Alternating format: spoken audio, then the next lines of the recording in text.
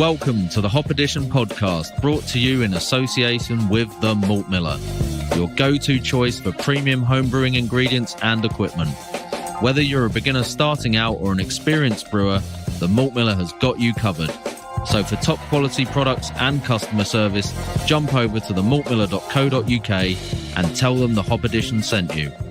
We would also like to thank all our Patreons for their continued support with running and developing the pod.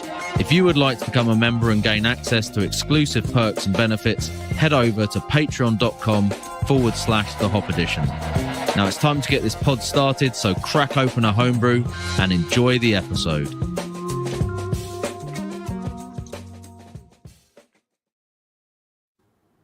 Hello everybody and welcome back to episode 121 of the Hop Edition podcast.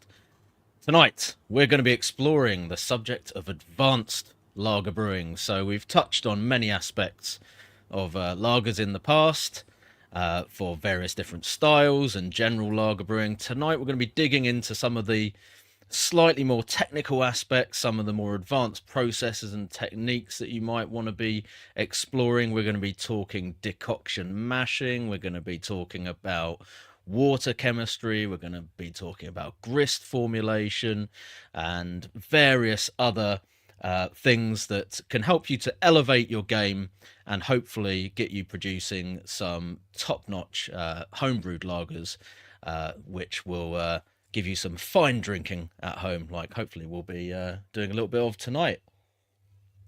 So before we get into all of that, we have to thank our partner sponsor, the Malt Miller, your premier supplier of all things homebrew. While you're over there, make sure that you do check out their dedicated Hop Edition recipe section, where you can find a range of beers that featured on the podcast. You might find a few beers that we're going to talk about tonight. You might find quite a few lagers on there, actually, which we've talked about before. So, yeah, go over there, check that out.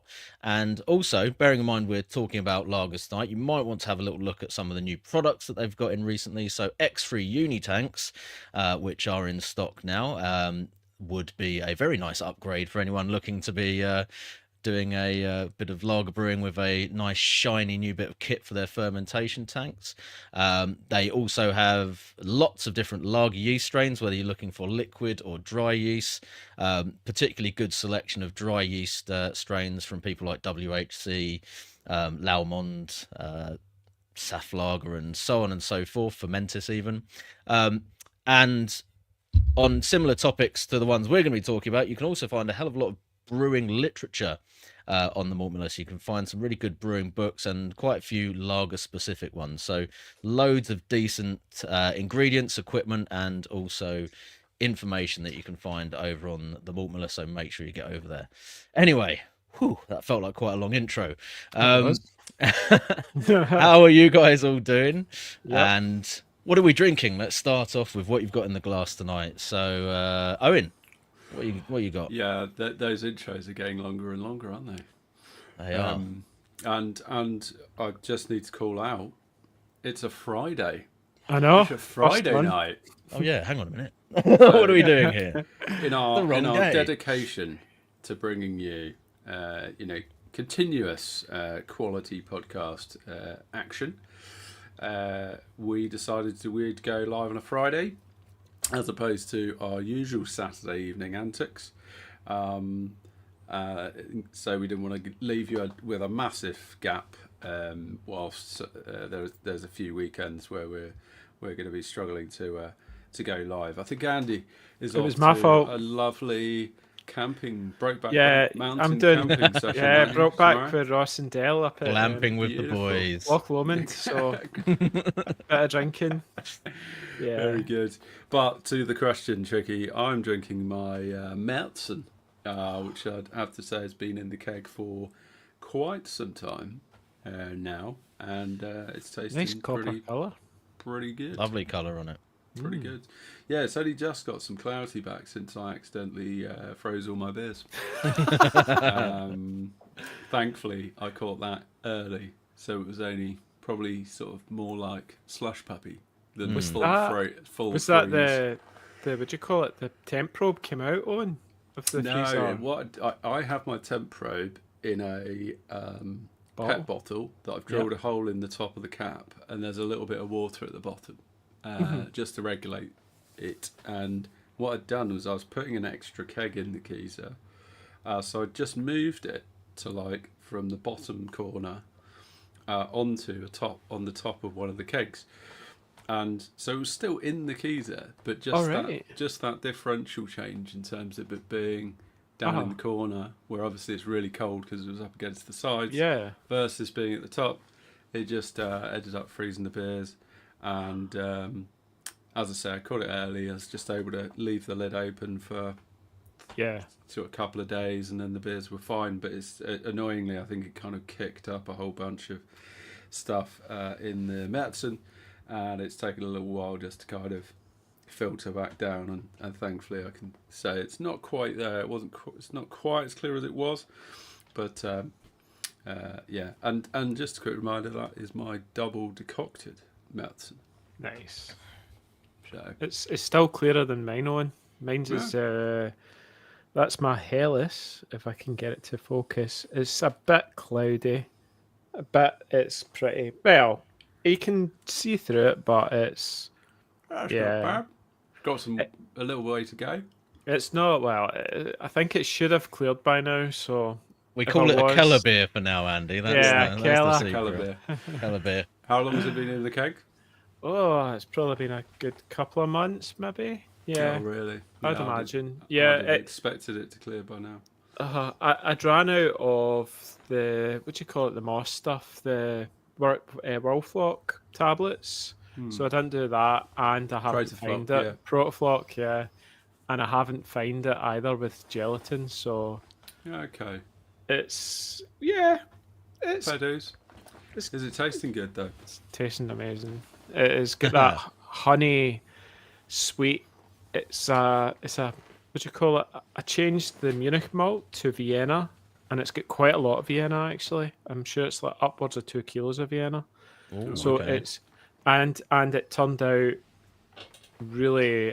I'm sure it's 5.5%. So it's more of an export Hellas, shall we say? Yeah. But More like a it's- Vienna lager than a Helles. probably actually, yeah. A hybrid. It's So got the the Vienna Helles. Bohemian pills in it, and then I think I'd ran it on Bohemian because it was the last of the bag, of the sack, and Right. so then I just topped it up with Vienna, as you Yeah, do. nice. Well, if it works, it works. Yeah, I was having a little think about what you said a minute ago, and I thought, that's going to come up later. So we'll save it. We'll save that thought. Park that one for now. Park Park that it. thought. I've What do you got think, Triggy? a New Zealand Pilsner. Yeah, a very unusual style for me to be drinking, I know. But I was about to say, is that not like a house lager in yours? it pretty much is. It's probably as close to a house lager as I've got, because I think it's the thing that I brew most of over the course of the year, and almost, not always, but more often than not, we'll have it on tap. So this has got the what's it called, Revolution blend in it, which that hot blend is just amazing. Can't really go wrong with that. And pretty the kind of standard recipe basically that I've been brewing for quite a while now and putting into comps and all that sort of stuff. But mainly I just brew it because I really love the beer that you get out at the end, and it's absolutely smashable, especially at this time of year. So yeah, it's good stuff. And yeah, maybe we'll put the full recipe for that up on the Discord later on, perhaps, when we share a few extra recipes from there. But anyway, so yeah, should we get into talking about some advanced lager stuff? Yes. Yeah. Let's do it. Cool. Let's go advanced lager.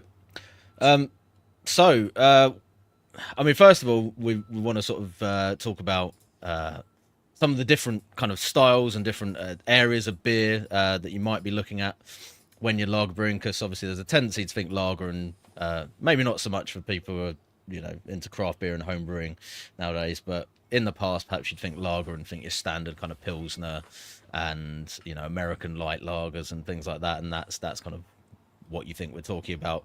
But actually, there's quite a big wide world of different beer styles out there that we can consider. And those will also influence some of the things that we're going to go on to talk about in terms of the techniques and processes that you might be using. So, for example, you might be looking at different water profiles or different mashing techniques, depending on what kind of styles you're actually working with. And for that reason, it seems like a good place to start the pod with, just to outline some of those slightly more unusual or lesser known beer styles that you might consider kind of advanced lager brewing styles. So I'll let you guys talk through a few of those, as I've already done the intro as well. Yeah, and I think also just sort of as a bit of a prompt for the listeners to start to educate themselves on the breadth of the lager kind of style. Right, that's a subsect, isn't it? I guess not a subsect, a heading, if you will. But you've got things like the ones we've mentioned, Vienna lager. We've got the Schwarzbier, which is a dark German lager. We've got the Märzen and the traditional German Oktoberfest beer. And also one of my absolute favourites, and I still have yet to get around to brewing yet, which is the dark Czech lager. Oh, because you can buy it, but I did get a chance to try it again at LCBF a few weeks ago, which is always a pleasure. The Budvar version, I presume. The Budvar version, of course. Yeah, and also, of course, Baltic Porter, which is commonly misunderstood to be an ale, because a porter is traditionally an ale, but a Baltic Porter is actually a lager style. And again, that's a dark beer. I was just thinking, is that just like a porter but brewed with a lager yeast on, or is it different? I think there are some potentially subtle style differences beyond that. Yeah, I'm not 100% sure. It is kind of leaning into like imperial stout territory, really. So it's kind of very strong porter or imperial porter from the Baltic states, but brewed with lager yeast. So I believe the sort of background to it is that, Russian imperial stout was taken to the Baltic area, and then they started trying to make it themselves and used yeast that they were more experienced with to brew it, and then it became a Baltic porter rather than the Russian imperial stout that's being exported there. The climate there would have been cooler, so it would make sense that their yeast strains were probably lager yeast or whatever. Yeah, good knowledge there, Tricky. Good knowledge. Might be complete bullshit, but probably. See if anyone calls me out in the comments. You never know. We've obviously had the Tricky talk about his New Zealand Pilsner, but again, that's perhaps a style that's a little bit off the beaten track. We've got the IPL as well. Or in the case of sort of a hazy, very, very hoppy version. So you've got the nipple. So that's your sort of India pale lager. But true to style, that the IPL is actually not just about throwing loads of new age hops at it. It's actually a little bit more nuanced than that, and it tends to actually lean more into traditional noble hop varieties with a little bit of kind of new world. The Rauschbier. That was a style I think was last year was the first time I ever had a Rausch, because it was at Beer Merchants we put the order in with, and I think that was the first time I ever tried it, and I do love smoked whiskies, and so there was no surprise that I absolutely loved the Rauschbier as well. Yeah, I love Rauschbier. Of the beer that I probably drank the most at LCBF was Braybrook smoked lager, and that was literally like delicious honey brioche. It was top smoked notch, ham wasn't it? on a honey brioche. It was absolutely delicious. I think I went back for probably too many of those. It was not overwhelmingly smoky, but it was just smoky right enough to give you that to tickle that itch, shall we? Would say. you think that would be? Is that like 100 grams at homebrew level of Rausch malt? Or I think we more? asked them actually, and I think I was a bit surprised that it was more than what I thought it tasted like. What, So 10% or no, 20%? it was more than that. So I was sort of going maybe probably like 15. Yeah, max that's 20. what I would. I think max out. I can't remember whether he said like 30 or 40%, but it was pretty high. I think you do have to kind of push it a bit more with your kind of smoked malts. I think peated malt is a different kettle of fish, That's but just smoked malt. And you get quite a variety of like potency with the smoked malts and the type of wood that it's been smoked with. And, they're not all equal. Very much so. So it gets like smoking anything really. I guess the time, the wood that's used, and the efficiency of the smoker or smoking system or whatever that's being used will all impact how potent it is. So, but yeah, whatever they were using was good shit. Because in the past, I'm sure it was Rob at the malt miller was talking about smoking malts and some sort of they were doing it had. DIY in some DIY, and stuff. Cold smoking. So if anyone is into cold smoking, you can smoke your own malt. Yeah. So yeah, I mean the challenge is trying to like smoke enough of it. Quantity, I think, and scaling is a bit of a challenge. Yeah. Okay. So a couple of other, and this is not an exhaustive list, but a couple of other beer styles. You've got the Japanese rice lager, which is like a very, very light lager style, using kind of things like rice adjuncts. And also the Eisbock. Is that Asahi, Japanese? Yeah. Asahi? Yeah, There you go, there's the glass. That's it. And the Eisbock, which is, of course, the kind of lesser practiced approach of freeze distilling a beer. Like you did, Owen. Like I did. Whether on purpose or not. With the unintended purpose of creating an Eisbock. Get that nice, thick, slushy sort of thing going. Yeah, I mean, I'm not sure I know anyone. I don't think I've ever tried a homebrewed Eisbock.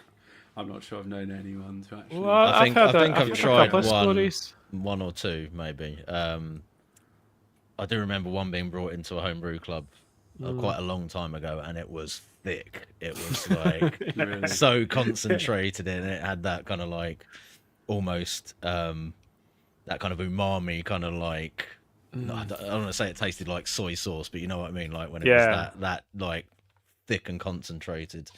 It had an almost like Marmite kind of vibe to it. Oh yeah, Yeah, not always good, is it? That whole Marmite thing. It was definitely a divisive beer, that one. So yeah, I think the challenge is just that whole kind of how far do you take it? How frozen is too frozen?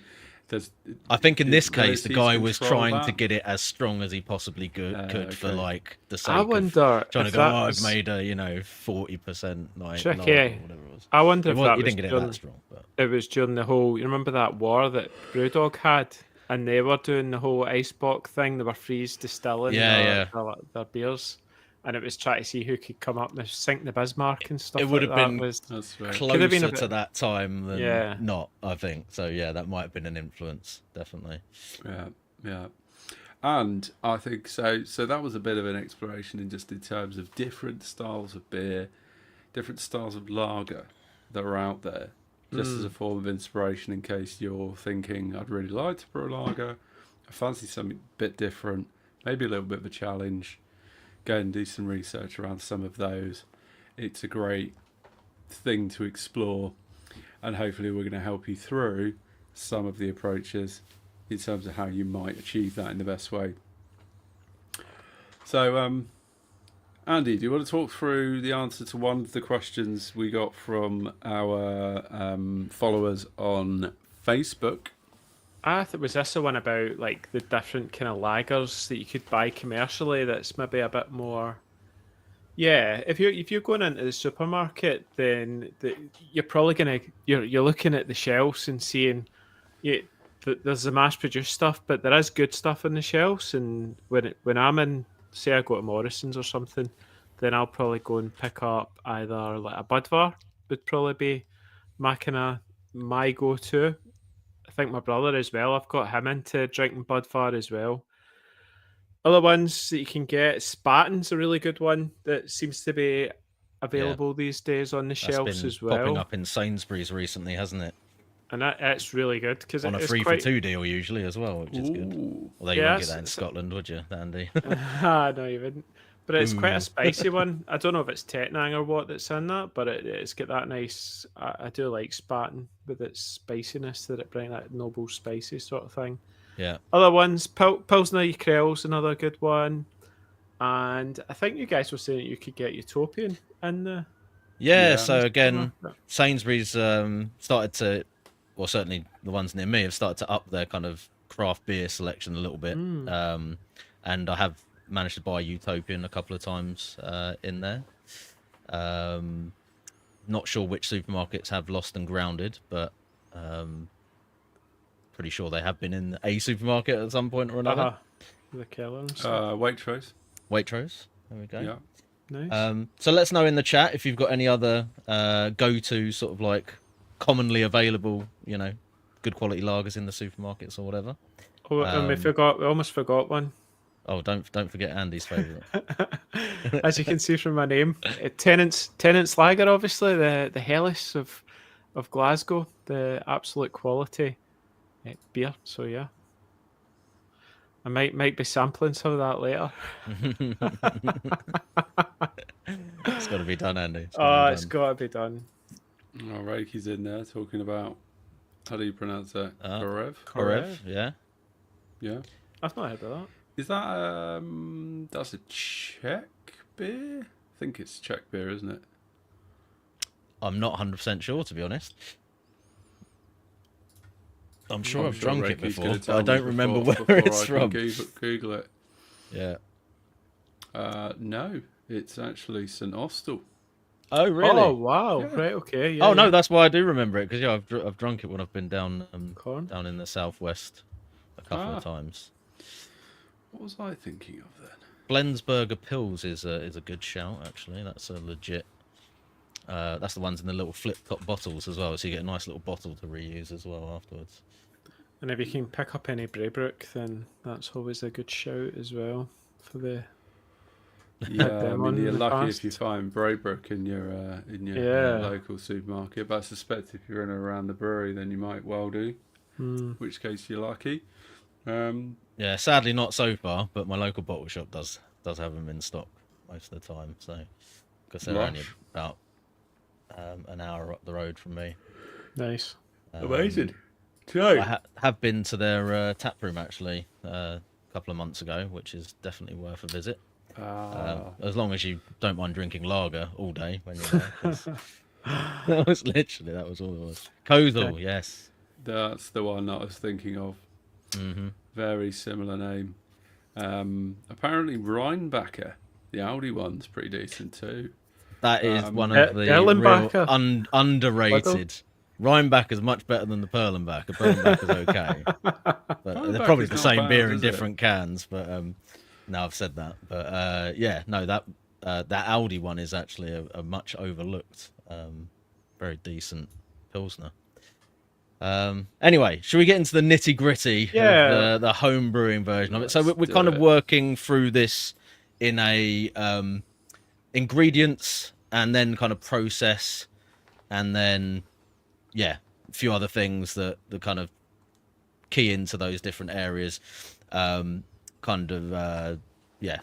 Yeah. Structure to this. So as with most beers, start with the biggest ingredient, water. People will generally have a go-to idea that, lager, you're gonna just want to have the water as soft as possible, strip out as many of the minerals as you can. Some people will even use RO water just as is and not put anything into it and literally have it as a completely blank slate, which is a viable option for certain types of beer. But I think coming back to where we started with this, there might be a little bit more to it than that in terms of tweaking your water profiles for specific styles. And for me personally, I don't know about you guys, but I would have a tendency to say yes, in general, you want to keep it fairly soft. So I wouldn't be looking to do anything, Yeah. like a sort of Burtonized Burton, water, for yeah. example, or anything like that, because in a lager you are going to notice sort of quite extreme minerality Yeah. in the water profile, I think, and potentially to a negative impact. But that said, you've probably got more kind of room for playing around with stuff than what some people might think if you approach most lagers with the idea that you're trying to emulate like a Pilsen water profile for everything, for example, where it needs Because to be Pilsen's got nothing as in it, low as has it? possible. Yeah, which is It's- basically virtually nothing. Yeah. And that's where the RO, straight RO water approach might come in if you just want to like do a really simple approach to trying to emulate Czech water. You could just use straight RO. But yeah. You want a bit of calcium in there, do you not, for some yeast health, and then I would then look at maybe like what you preferring, isn't it? Are you wanting sulfite or chloride? Yeah. Tricky. It's just like There's some good arguments for why you might be better off at least having some minerals in there, particularly the calcium for Yeah. general yeast health. Can also be good for helping with clarity as well, because the calcium does actually aid flocculation as well. But what do you guys think in terms of sort of like general? I wouldn't go above 100 ppm. Sort of. That I would try and keep it below that, maybe 90 below. Is that just 90s calcium max. we're talking about? Or... Oh no, calcium. I would try and aim for about 50 ppm. Right, okay. Is probably where I want to try and get my calcium, and then my sulfate or chloride would. The highest wouldn't be any more than 100 sort of ppm. I think's probably where, especially for pale lagers. As a general level for like any of the minerals, you mean? Yeah. No, I tend to agree with that. I think I would generally say that I'd try and keep like the total dissolved solid, so like everything all added up together, probably no higher than about 200, 250 if I can, keep it around there. And as we were saying, for certain things like a Czech Pilsner, I might want to go much lower than that. But as we were saying, that gives you a bit of room for maneuver in terms of still being able to play around with sulfate to chloride and, all that fun stuff. So maybe like we could talk about the beers that we're drinking. So, Andy, what would you do with the Helles? So the Helles, I want that more bready malty thing to come through. And one thing we learned from, was it Adam Makes Beer? Or was it Adam Brew? Yeah. He had a chloride heavy water profile, and that was the first time I'd seen that. And since I've switched to that profile, I'm just loving it. I think it's really good, because in a lager, I do want some of that malt presence coming through. And so I found it works really, really well. Definitely. And that really, ties into what the expectations are for that kind of beer from a stylistic point of view as well, because it's about pushing the malt. Helles should be very much a malt forward lager.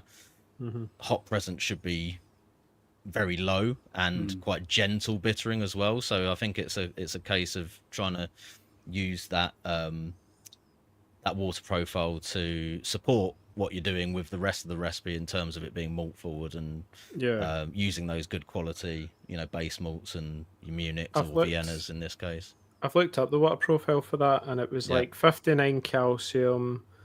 The chloride is 89 and the sulfate's 28. So it's not, the chloride is a little bit higher than the rest, but it's still quite low. It's still tamed, if you know what I mean.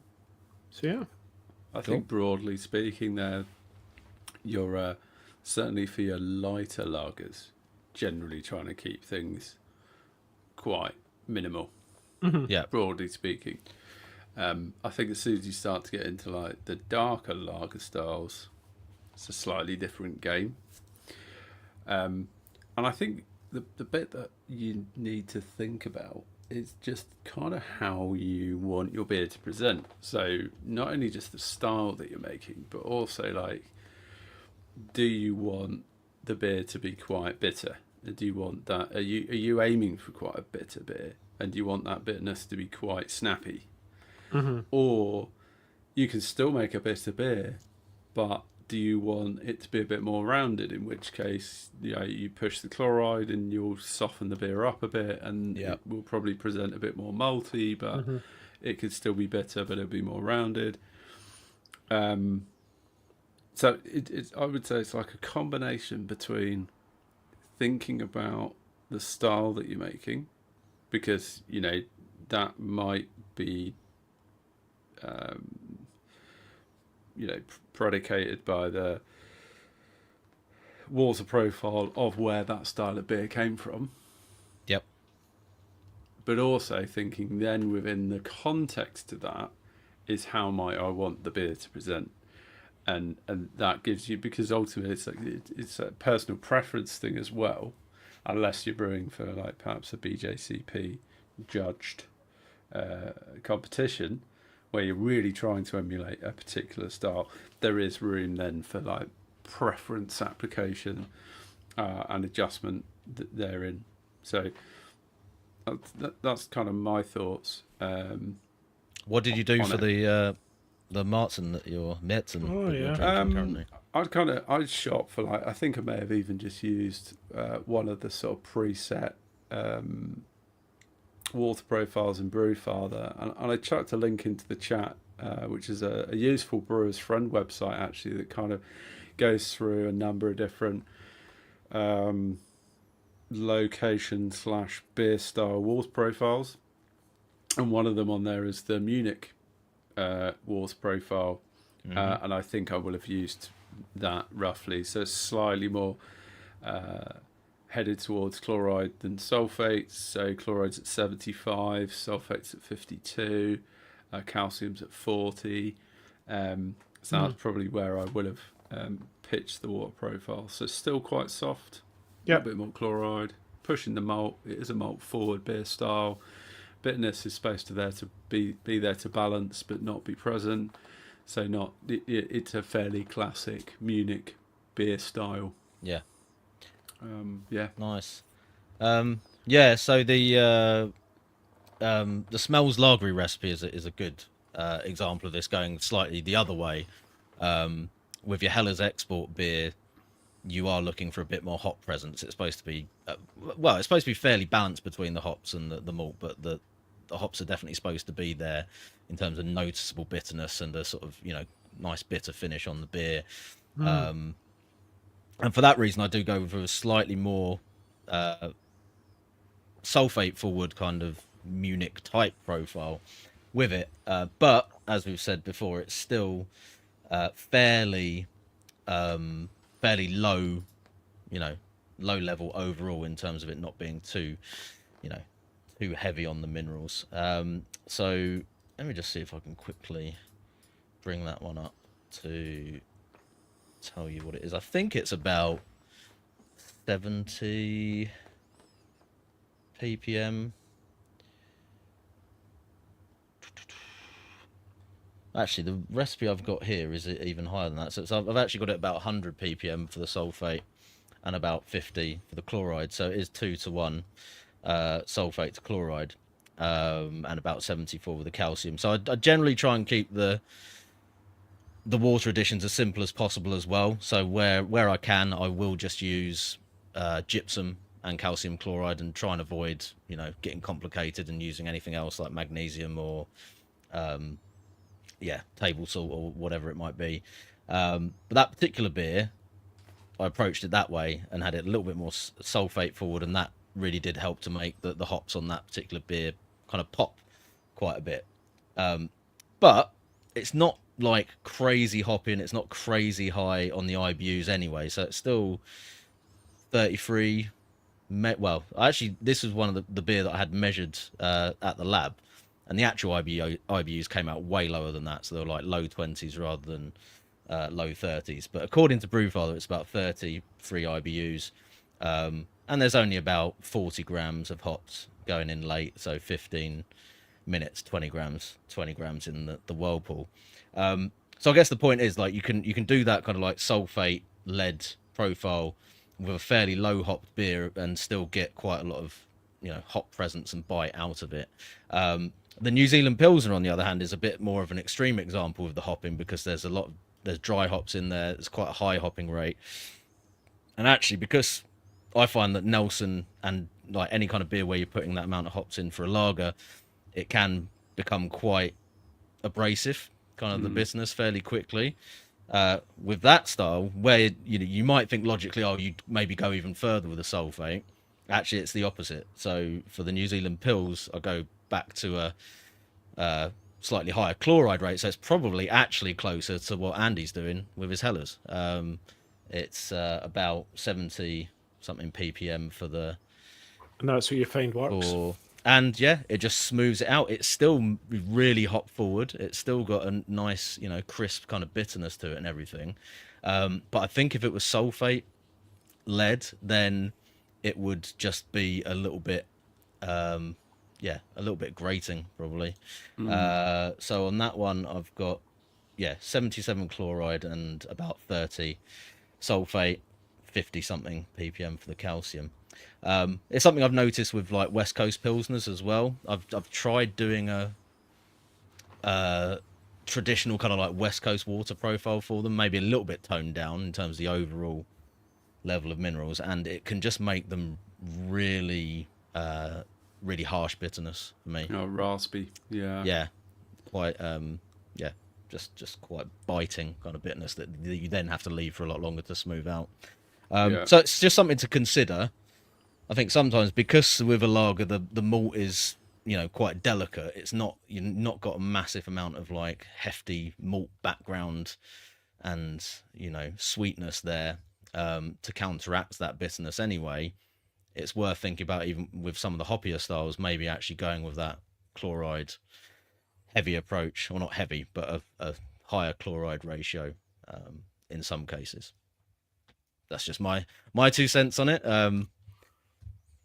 Done all right with the New Zealand Pilsners in the past with competitions and stuff, so I'm pretty happy with that approach to it myself.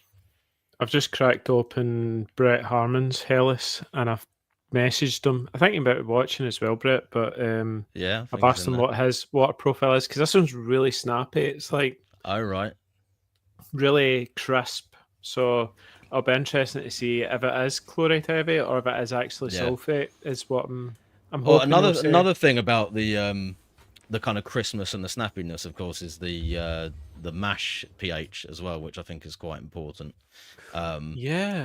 And I generally just try and keep it at as low as possible to the low end of the range. So basically, I'm shooting for 5.2, and I don't really worry too much if it goes a little bit below that. I'm happier if it ends up at like 5.1 than I am if it's up at like 5.4, 5.5.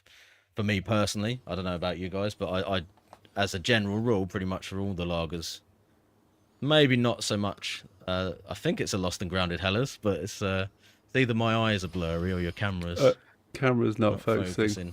No. It was, Brett says it's straight arrow. Straight arrow, interesting. Straight arrow. It is so crispy. It's got an like cracking bitterness on it. Yeah.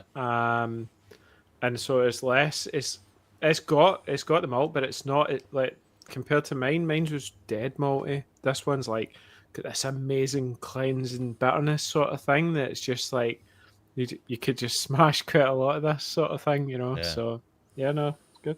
Is that quite hazy, Owen, or is that just very hazy? Yeah. Have a look at that. Whoa. So this is their Hellas, Lost and Grounded Hellas, which it does say unfiltered lager beer. Okay, well, at least they put unfiltered on there to kind of excuse that to an extent. As to how long they lager it for, up for debate. But it does smell really, really good. So it's. Some would say a lager really needs to be clear, because you feast with your eyes first. I think we've got closer to adopting this idea of a cloudy beer, and cloudy beer being beautiful. But I think it can also change the way that we perceive the beer as well, which is an interesting topic that we may or may not have talked about before in terms of, I guess there must be something in suspension that's causing that haze. And I think it does kind of change the way that, whether it's the mouthfeel, whether it's the flavour, it can be different. So yeah, it's interesting. Let me give it a try.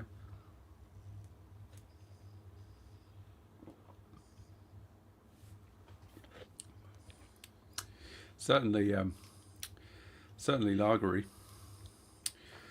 Give it that much. Like a good sulphur note on it. Interesting hop flavour on the beer as well. Nice bitterness to it. Still soft though. Yeah, it's decent. These guys do make a good lager, even if they aren't clear. Well, they've had that with the Keller as well. Is that the Keller? No, I've got a can of the Keller as well. Yeah, the Keller's quite hazy. Yeah, which would be quite hazy. Yeah, that's hazier than I thought it was going to be, to be honest. For a Helles, even though it's unfiltered. It's the same as mine then.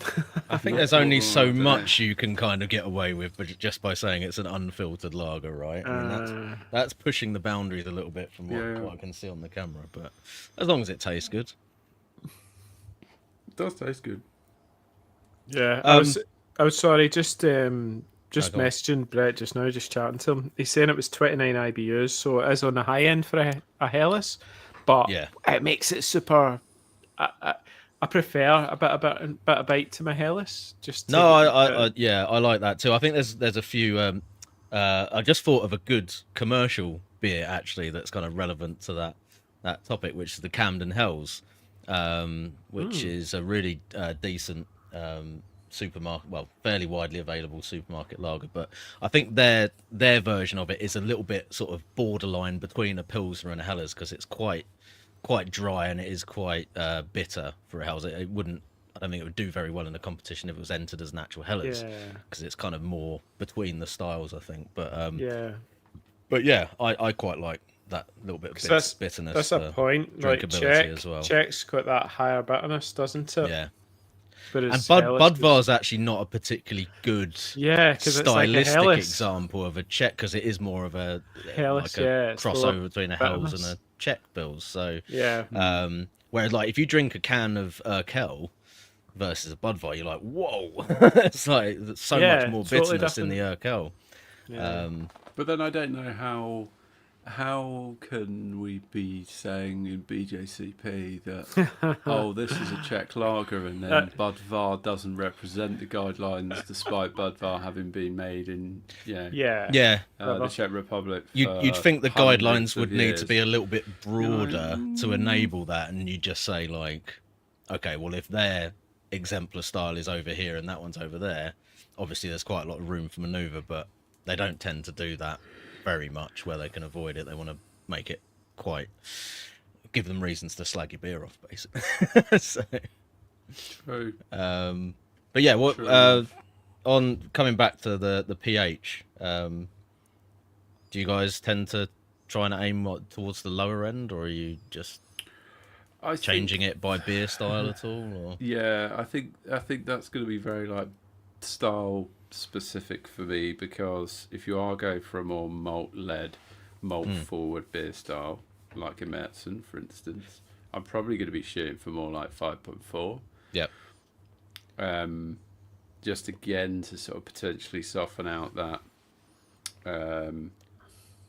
hop kind of presence to the beer. But if you are looking for something a bit snappier, bit of a crispy boy, go for a Pilsner.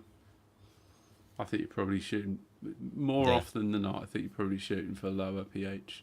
Yeah, that's what I normally do. I'm just looking at the amount of acid I'm putting in mine. It was like, for a double batch, it was like 9.7 mil of lactic, and then 1.5 mil in the sparge water tank as well. Mm-hmm. So that's quite a lot of acid, to be fair.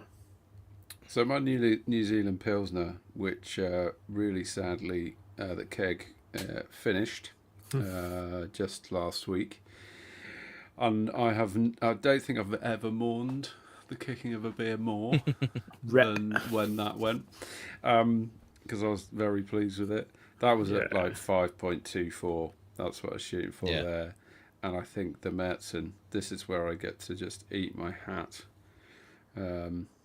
It's 5.1 on that one. Let's have a look. No, 5.41. All right, okay. Oh So well, it's no, still it's still strong. a bit So it's pretty much bang higher. on what I said. I Yeah. said I'd be shooting Yeah. for. Yeah. So I think if you go for those like darker beer styles, the more malt forward Yeah. amber beer styles, I'd recommend a slightly higher pH. Not drastically higher, but Yeah. yeah.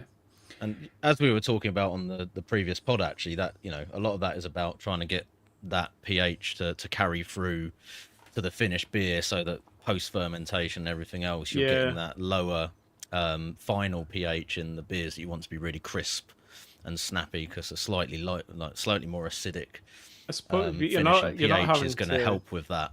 You're not having so to fight the dry hop though, Tricky. that is true. Yeah. So yeah, that's another thing to consider. Yeah, if you're dry hopping the beer, you're doing like perhaps even like a large whirlpool, you're possibly going to want to be going for that lower pH level. If you're obviously not whirlpooling or dry hopping the beer, then it may not shift around all that much. So that's food for thought. That is interesting.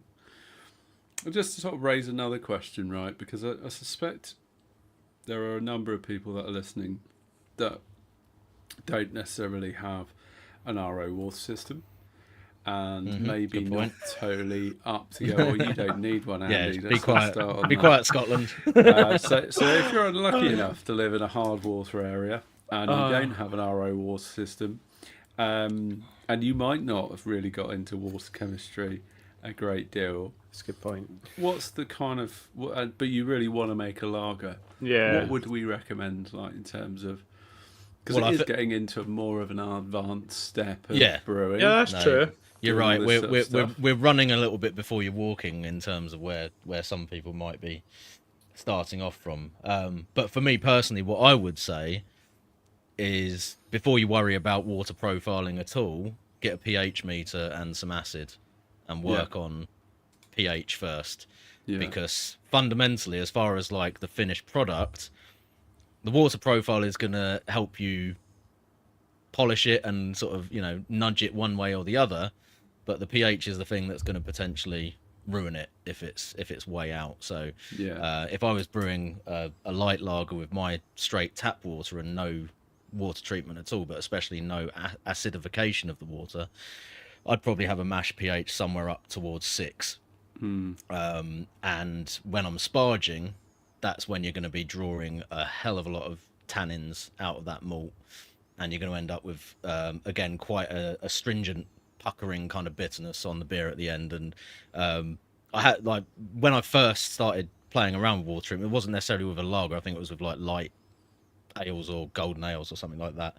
But I did a couple of side-by-side experiments like that, and it was noticeable. I didn't need to do a triangle test or blind taste testing or anything, but you could swap the beers around and not know which one was, and just pick them out and go, yeah, that's clearly the one that's not treated, because it had that sort of like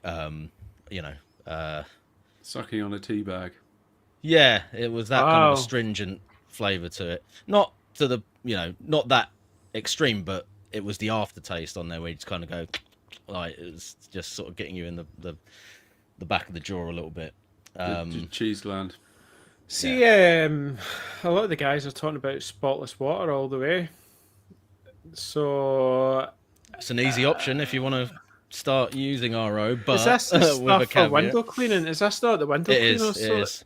I'm sure I've seen stuff online that actually these big RO systems aren't the solution for brewing, because there's something that it's still bringing through, and people have had issues with spotless water or similar. Have you guys had this? I don't know. I think as soon as you sort of outsource the water production, you kind of never know what might be going on in that machine at any given point.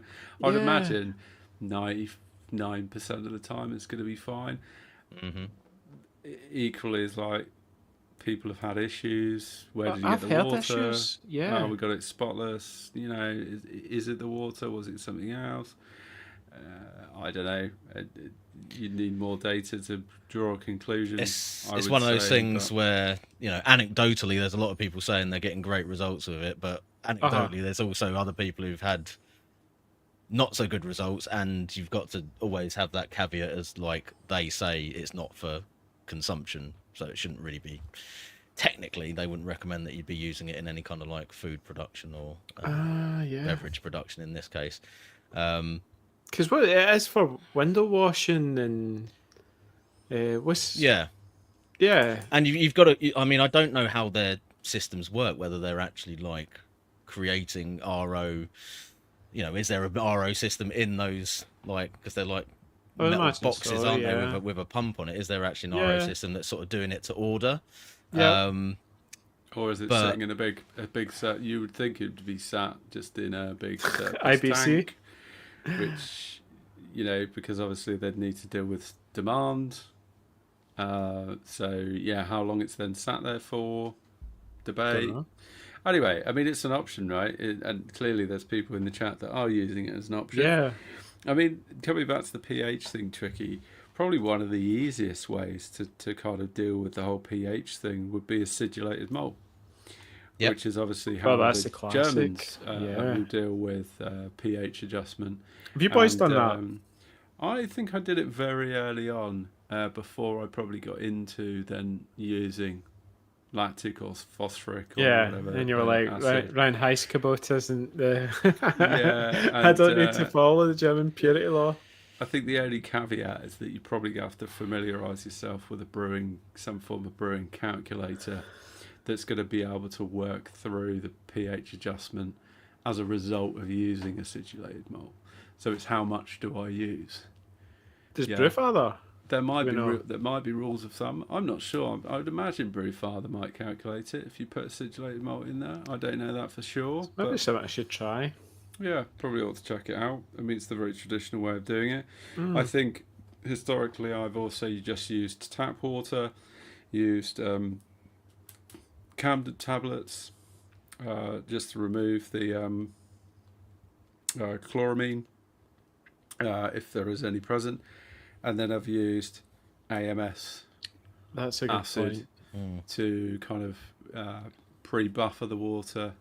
Yeah. And also just kind of reduce down the amount of residual alkalinity in the so it's Nice. the hardness of the beer Yeah. or the water, and that kind of works to a degree, but it's trade-offs in terms of the fact that it will add sulfate and chloride Yeah. in exchange for Yeah. reducing the residual alkalinity in the water. So that's probably not a particularly entry-friendly explanation, but there is something called AMS. It's essentially a mix of sulfuric acid and hydrochloric acid, so please be very careful with using it, but you can add it to tap water to help balance out what effectively is very hard water, which is what I have right. coming out the tap. Yeah. So that is an option before you go diving into RO. Bottled water, I think we touched on, but that's another great option. Get that from the supermarket. I think Ashbeck is great for lagers, as Brett's Yeah, just called just out be there in the aware a lot chat. of the other brands, if you actually look at the mineral content, some of them are not necessarily low. You can actually have some that are quite high mineral content and some that have got quite a lot of bicarbonate, which kind of defeats the point because you would actually still need to probably acidulate those in some way. So just be aware of that. And you can actually see the water profile on the back of the bottles, so it's easy to check.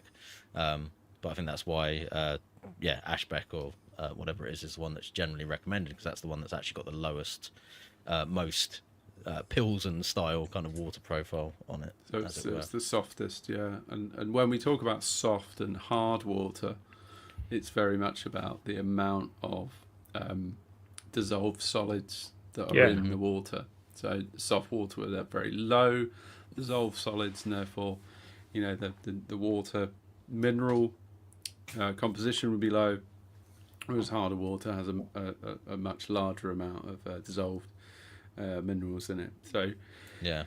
in case anyone is listening that's not completely up together with basic water chemistry. I just I want love. to quickly pick up on something in the comments about RO water, saying that you shouldn't be drinking it because it hasn't got minerals in that. I think that's a bit of a myth. Is that a one. myth? Yeah, there's no reason why you can't drink it just because it hasn't got minerals in it. It just doesn't have minerals in it. It's H2O. So It's just, Okay. it just hasn't got anything good to offer you. It's like, so we Yeah. drink water for the minerals, right? It's- And well, to we a drink degree. water for the Yeah. water primarily. Primarily, but yeah. Bit of calcium. But But yeah. it's interesting how we're 55 minutes into this pod and We should be still doing on a free-parter. Like, this is the lager water episode. Straight water, We and should we're do. like, so let's That might be a skip good on. point to move on then, right? So I think it might be. let's talk about some Yeah. malts. 5 minutes on malts now. yeah, that's it. No, let's do it justice. Let's do it justice. So malts. What are we talking? Let's talk about base malts. Yeah. There's lots, isn't there? There's actually quite a confusing selection out there, isn't there? As a new brewer, or even as someone that's like experienced like ourselves, what you find out is they're all different. They all taste different, and even one says it's a German Pilsen malt, say crisp, okay, compared to another Pilsen malt will taste completely different. And so it's up to you, and part of your brewing is to actually go and find out what you like. Because, like, what was the jet? I've mentioned that crisp one. It was Crisp quite. German Pilsner malt. Yeah, what was that? That was quite That was the one that was quite grainy tasting. grainy. Yeah, really grain. Yeah, like lots of grain. But then I've had beers and I've tasted it. I've been in a Yeah. pub, and I'm sure it was one of the That's- Edinburgh breweries, and it had that It's exact funny you should same mention thing. that, And I because was I like, had somebody bet you. brought a beer in for the home brew club earlier this week, and I tasted it and I was instantly like, "Is this crisp Is this crisp German Pilsen? German Pilsner malt?" It was like, "Yeah, I think so." It's like It's so distinctive as well. really distinctive. Not necessarily everyone's cup of tea, and I don't think it was particularly your favourite, Andy. But it had a flavour that I was kind of like, well, if you want to brew a slightly more rustic beer, then it would be quite good for that, I Yeah, guess. But also exactly. maybe just using it as a smaller proportion of the base malt to add a little bit of shout. character to it would be quite good for that, because it was so distinctive. I think it could bring something extra to the party, especially if you're using a maybe like I don't know, a less flavoursome or cheaper malt. Yeah. That's the main one. Yeah, because you've got your kind of basic like Simpson's lager malt, which might bring a nice sweetness to it. Yeah. and Simpson's it- lager malt is actually pretty decent as far as a sort of UK, standard lager malt. I think I've used that before. It's quite good. Yeah, that's what That's- Tennant's use Simpson's Yeah. lager malt. So And I think broadly speaking, you've kind of got lager malts, and then you've got. Am I right in saying you've got Pilsner malts? yeah, so there'll be different. Well, there'll be different there is a varieties. distinction, yeah. And there is a distinction between those. Because it'll be like your lager malts might be a Turo ale malt, or not a Turo, but it's a Turo malt that's kilned lighter instead of maybe a little bit darker, and that's why you call it an ale malt. But it's the same Turo barley, like Planet or something like that, right? Whereas you might find, like when we go to talk about the Czech malt, then the variety will be different as well, won't it? So. And we get into like 6-row rather than 2-row. Well, that's American, and then when you talk about 6-row, that's why the Americans were adding corn to try and reduce the amount of that grainy sort of thing, possibly with the 6-row. Whereas now, I think the Americans are pretty much back into they grow 2-row, and so there's not that much 6-row getting produced.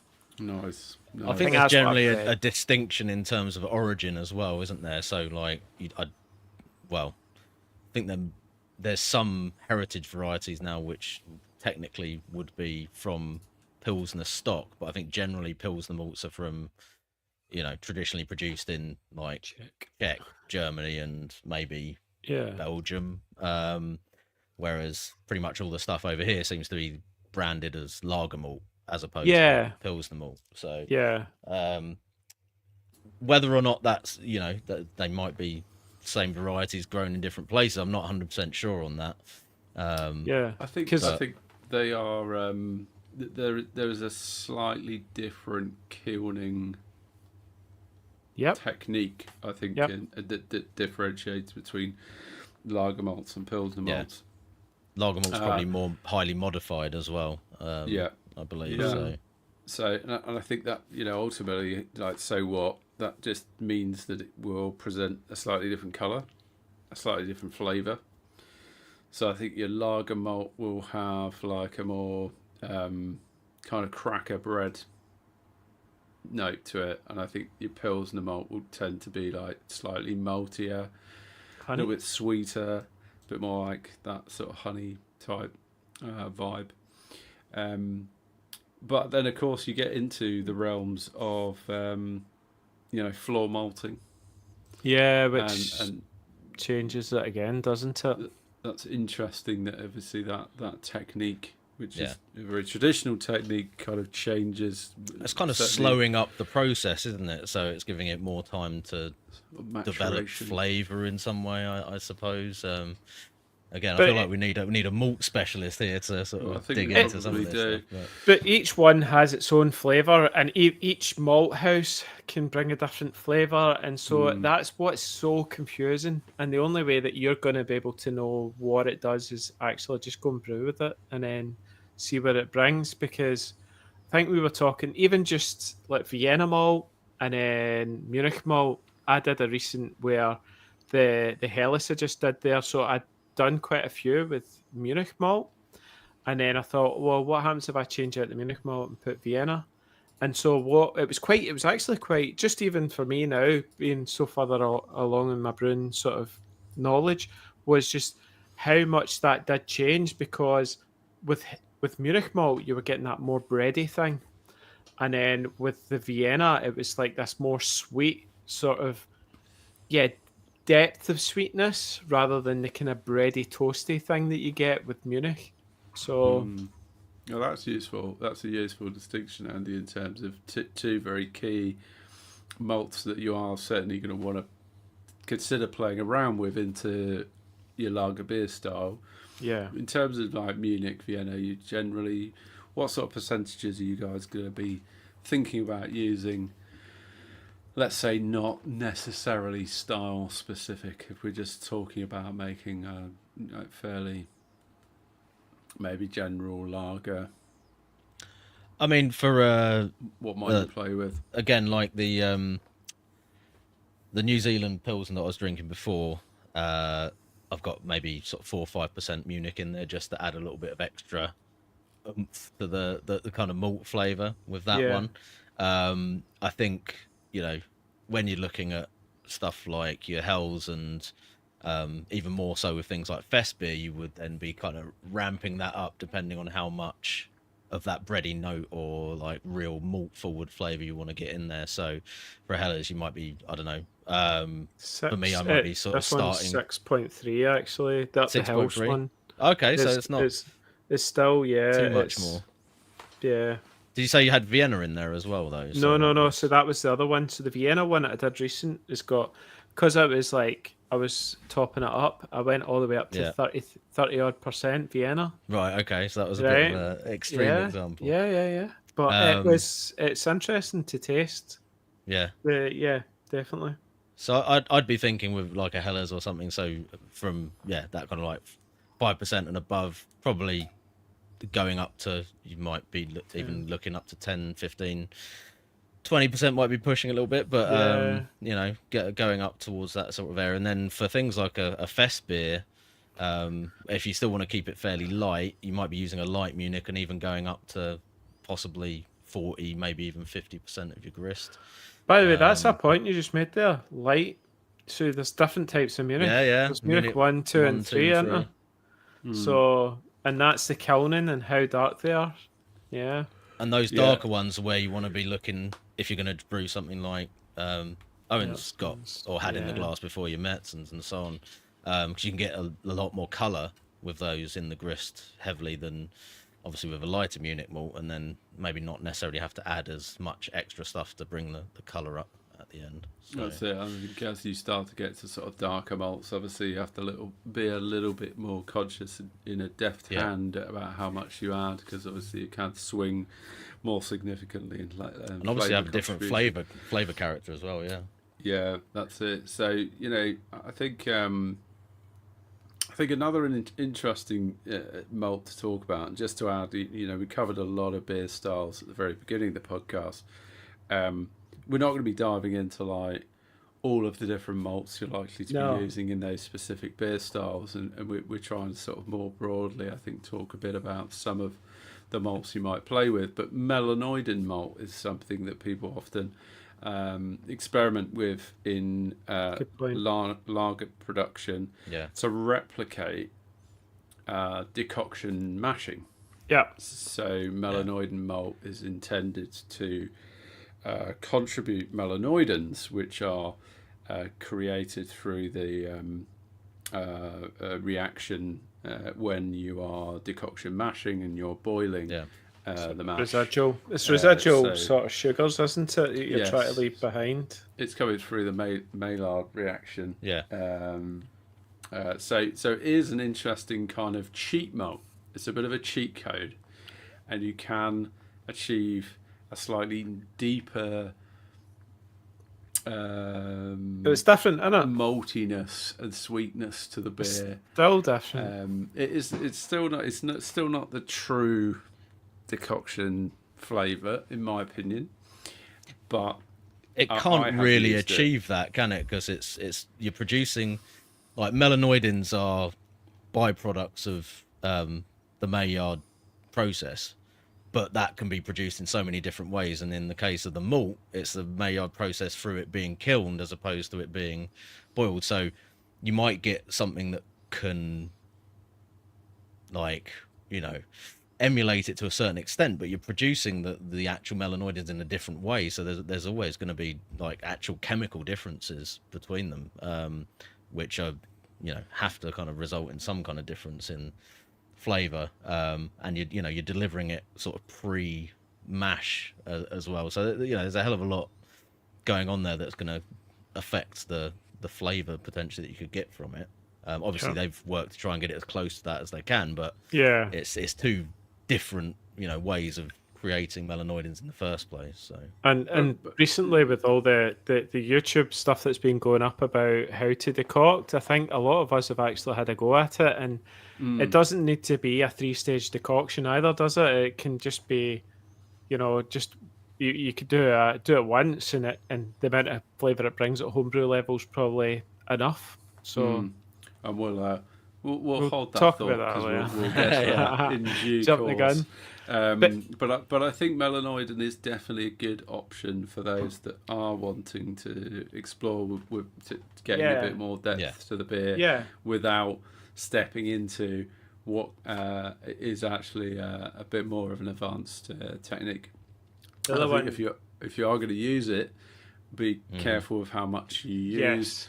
I think, broadly speaking, you want to keep somewhere between less than 5%. Yeah. So probably like 2 to 3, 4%, depending on the style 120 grams or something like that, maybe. It's a pretty small amount. Yeah, I think in my lager that I brewed and won gold at Lager the Life, I used 2.2%.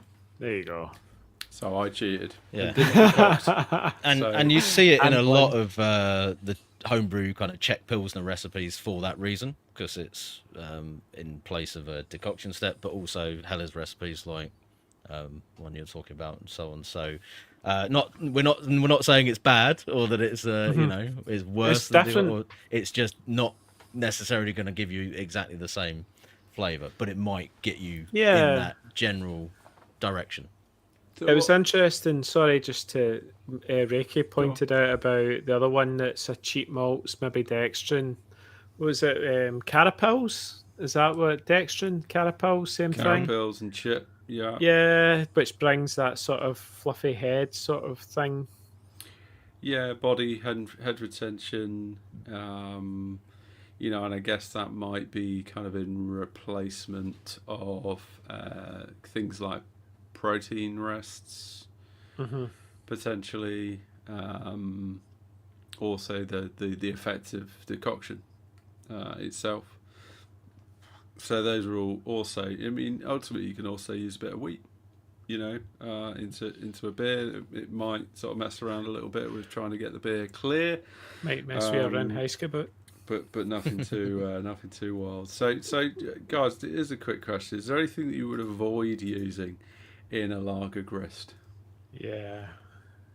Yeah, caramel malts. I think you might think, oh, I'm just going to put a little bit of Cara Munich or something like that, just to bring a little bit of spice, just a little bit of zhuzh it up sort of thing. It's going to end up just being a mess where you're going to end up with that kind of cloying sweetness that's probably not going to be great, to be honest. Unless it's that style where I think that maybe the one that you made, the Mertzen, it's maybe something you could use a bit of crystal Cara Munich or something in. But yeah, what do you think, Nolan? Yeah, I think in the main you're probably wanting to be avoiding crystal malts, broadly speaking. I think that's very style specific. I think there may be some styles that would call for it in terms of certain Box German Bock crystal malts. So yeah, like your box. And I was just having a look. I don't think I put any crystal style malt into my Mertzen. It was just floor malt, Bohemian Pilsner, Vienna malt, light Munich malt. No, actually, tell a lie. I used Cara Munich 3. Oh, right, okay. So cool. I used 3.3% of Cara Munich. Yeah, so I think it's not exclusively like a no, but probably best avoided in your more classic pale. Lager styles. I think there's a category of very light crystal malt or caramel that you're okay with, because essentially it's not that far off a Cara Pils anyway. So Cara Hell is a good example. It is kind of designed for lighter lagers anyway. It's only about 10-15 EBC, I think. Nice. I use a little bit of that, and again, I think the general rule is if you're gonna use it, any kind of crystal malt or caramel, do it with a very deft hand. You want to be starting off probably like 2-3% tops, and if you've got a good reason to go above that, then fair enough. But I wouldn't be starting off with like 5% plus as an addition or anything like that, because it can swing the flavour profile quite dramatically in a very light, sort of subtle beer style like a lager. But I've used Cara Hell in a lot of stuff. The Smells Lagery recipe has got about 2%. It's only like 100 grams in total in the 5 gallon or 20-litre recipe. And it works really well. And I think it does function to an extent like a Cara Pils in terms of giving you that little bit of extra, body and perhaps head retention and stuff like that. So yeah, I'd kind of agree with you there. Generally, just making that distinction with the super light Cara Pils style malts, you can be a little bit easier with. I generally wouldn't want any of the darker crystal malts in there unless it's something that's supposed to have that caramel flavour to it. Really, for me. Colour adjustment and stuff like that, I'd probably say try and use something like a dark, maybe even just a very small addition like a carafa malt or something like that if you want to adjust colour rather than a crystal malt. Yeah, like a dehusked roasted malt. Yeah. Good shout. And just sort of wrap up this section on malts. Let's talk about like our preference on base malt. So what do we tend to like to use? And I'm going to take a hunch that we tend to use the more expensive end of base malts. With that in mind, why and what are we expecting to get from them versus your cheaper malts? It's a yes and no answer to that for me, because it's very much the case that I would go for, I mean, for me, floor malted Bohemian Pilsner is the gold standard for the Tenants is out. Is the gold standard for your classic kind of like German styles, and also for doing like your Czech Pilsners and things like that. For me, and that's because the base malt really is the star in that, and for me, that kind of malt will make a big enough difference for me to justify the extra expense of it. The New Zealand Pilsner that I was drinking before, on the other hand, the hops are so prominent in that really, yeah, you might get a slightly better beer by using a really expensive base malt, but it's not really going to shine through in that. So for me, I'd use, I'd be quite happy using a pretty basic kind of UK lager malt for something like that. I generally tend to go with stuff like the Dingerman's Pilsner malt, so I think that's a fairly neutral but still good quality Pilsner malt that you can get at a decent price. But otherwise, I think we've mentioned a couple of others that I've used before. So like the Simpsons lager malt, I've used that quite a few times. That's good quality UK lager malt. Yeah, so for me, it's kind of like traditional. Use the best base malt you possibly can. If it's something that's maybe more hop forward, or the flavour profile is not quite as malt led, then I would tend to go with something a little bit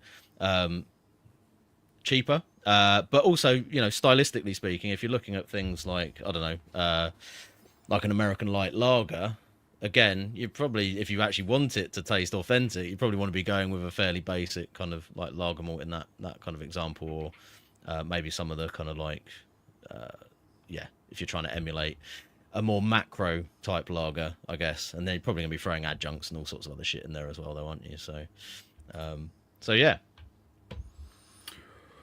Anyone used any others? Yeah, I think there's one I wanted to give a quick call out to, which was Warminster's Utopian Czech Pilsner. I think it's floor malted as well. Yeah. Yes. And the modification on it's low as well, and so it's good for your decoction. That's what it's designed for. It's effectively kind of your equivalent to Weiman's floor malted Bohemian Pilsner, and whilst the taste is slightly different, you still get that like really prominent honey brioche. It's only 47 quid a sack, and whilst it is still an expensive sack of grain, it's not quite as expensive as the gold standard. So I think that's probably going to be like kind of go to in the future. Go forwards, but I've also used Chris Pilsner malt, Simpsons lager malt, a few, and actually most of them are all very very high quality. But I definitely agree with you, Tricky. Like you have to be sort of conscious about what beer style you're making. I think if you're making a sort of darker beer style, maybe it's sort of probably again sort of hoppy beer styles, probably less necessary to think about the quality of the base malt that you're using, because it ultimately is going to get a little bit lost in the mix, which I think a Simpsons lager malt's probably ideal for if you're going to go hoppy, because if you can get it cheaper, then that's ideal. Instead of wasting your Bohemian Pilsner malt on something like that, it's use your cheaper lager malt, definitely. Your darker beers is a good example as well, because your Munichs and your Viennas and your other stuff that you're adding in is going to be doing the heavy lifting flavour-wise as well, isn't it? So, it's probably going to be, you might get marginal gain by using a really good base malt underneath that as well, but it's going to be expensive if you're going with floor malted Bohemian. Yep, exactly. Good. So let's get off malts and let's talk a bit about hops, which I don't think we're going to probably linger on too long. But what about leaf hops? It seems to be my choice for lager brewing these days. Because of the nuance of when you're adding hops into the kettle, I find, and it's because it's so light, I think you get more of that nuanced flavour from leaf, especially with this style. So if I'm gonna pick up leaf from like get the 100 grams sort of thing from the malt miller, I'll get my Meatlefru or my Hersbrucker. I think I'm more Hersbrucker Tetnang sort of. And then I managed to score a big, I don't know, a big huge thing of Pearl, which I'm still working through, and it's all leaf. I got that from a brewery that's shut in Glasgow. And so I tend to, what I do is I use my old mash bag, the brew in a bag thing, and I'll just put all my leaf hops in that and then put it in the boil kettle. And I just, the flavour you get is really, really good. I must admit, I haven't got a huge amount of experience with the leaf hops, but I did do the Malt Miller's Budvar clone, and the that had leaf whole leaf SARS in there. And to be fair, it was probably like the best expression of SARS hops that I've ever had in a beer that I've made. Certainly to the point where I was like, yeah, this tastes a lot better than the beers I've made where I've just used the SARS pellets. Yeah, for me anyway. I know that was like a total one-off, but yeah. Maybe try some Scottish SARS as well. Try again. Scottish SARS are the ones. Scottish SARS, I've got it. It's like huge. It's like up on the side of I've got a big pergola, and I've strapped it up to that, and it's looking great this year. Bumper year. Yeah, that's cool. I mean, I have to say I haven't used leaf hops a great deal. I think I might have used one in a saison not too long ago. I'm all about the leaf. I think it was Solea. I think that was leaf. But I can see where you're coming from. I think that and we're probably not going to talk about this in depth, but the difference between leaf and pellet hop. But interesting to hear your observations, right? So that's an option. That's an option if you're looking for very authentic. Because Budvar's all about that. The big bales chopping up with the axe and all that, isn't it? And there's something to be said for it for sure. And what about obviously we know that hop growing is changing in line predominantly with climate shift and climate change. So there are a lot of newer hops kind of entering the realm of kind of replacements, I guess, to the classic noble hops. Yeah. And I think we're seeing a few different SARS replacements and stuff like that. Because Tricky, you're I'm sure what's your gold one that was using a pretty new hop. Sapphire. Yeah. Sapphire. Yeah. Although even the Sapphire has had very low AA values on it, so I don't know whether that's okay. Yeah, suffering from similar problems to some of the other varieties, but it seems like a lot of the older traditional varieties have very low AA values. Yeah, because the last couple of years we've seen reasons that they're obviously struggling a bit. 2% alpha acids instead of the 4% because of the weather conditions. So just be careful. And you got to bear in mind, obviously, as far as like business wise, a lot of those hops are going to very big commercial breweries where if your product is suddenly half as potent and you've got to use twice as much of it, it's not good. That's not going to be going down particularly well with the customer, is it? So no, which is I think where we've got listed is some of them. It's like Hercules, which is I'm pretty damn sure that Tennant's is using Hercules at 60 minutes, and because it's so potent. So big breweries. The Belsky is the Polish one, which I actually tried out, which is essentially Polish SARS, and that seems to have maintained its AA values and stuff, as far as I'm aware, a little bit better. It's become a landrace Polish variety essentially, but that may be getting picked up a little bit more as an alternative to SARS. It's already used in a lot of beers from that region. Unsurprisingly. So yeah. Have you guys used Sarza? I've got a few bags of what is labelled as Sarza in the freezer, but they're like the sort of they're the Lupamax. Right.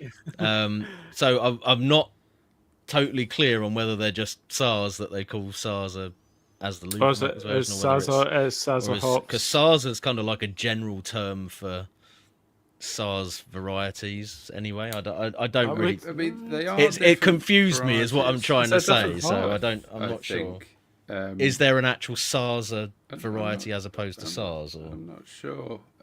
Yes, I think there is a different variety called Sarza. I reckon. Reiki's going to jump in here. It is also a Czech hop.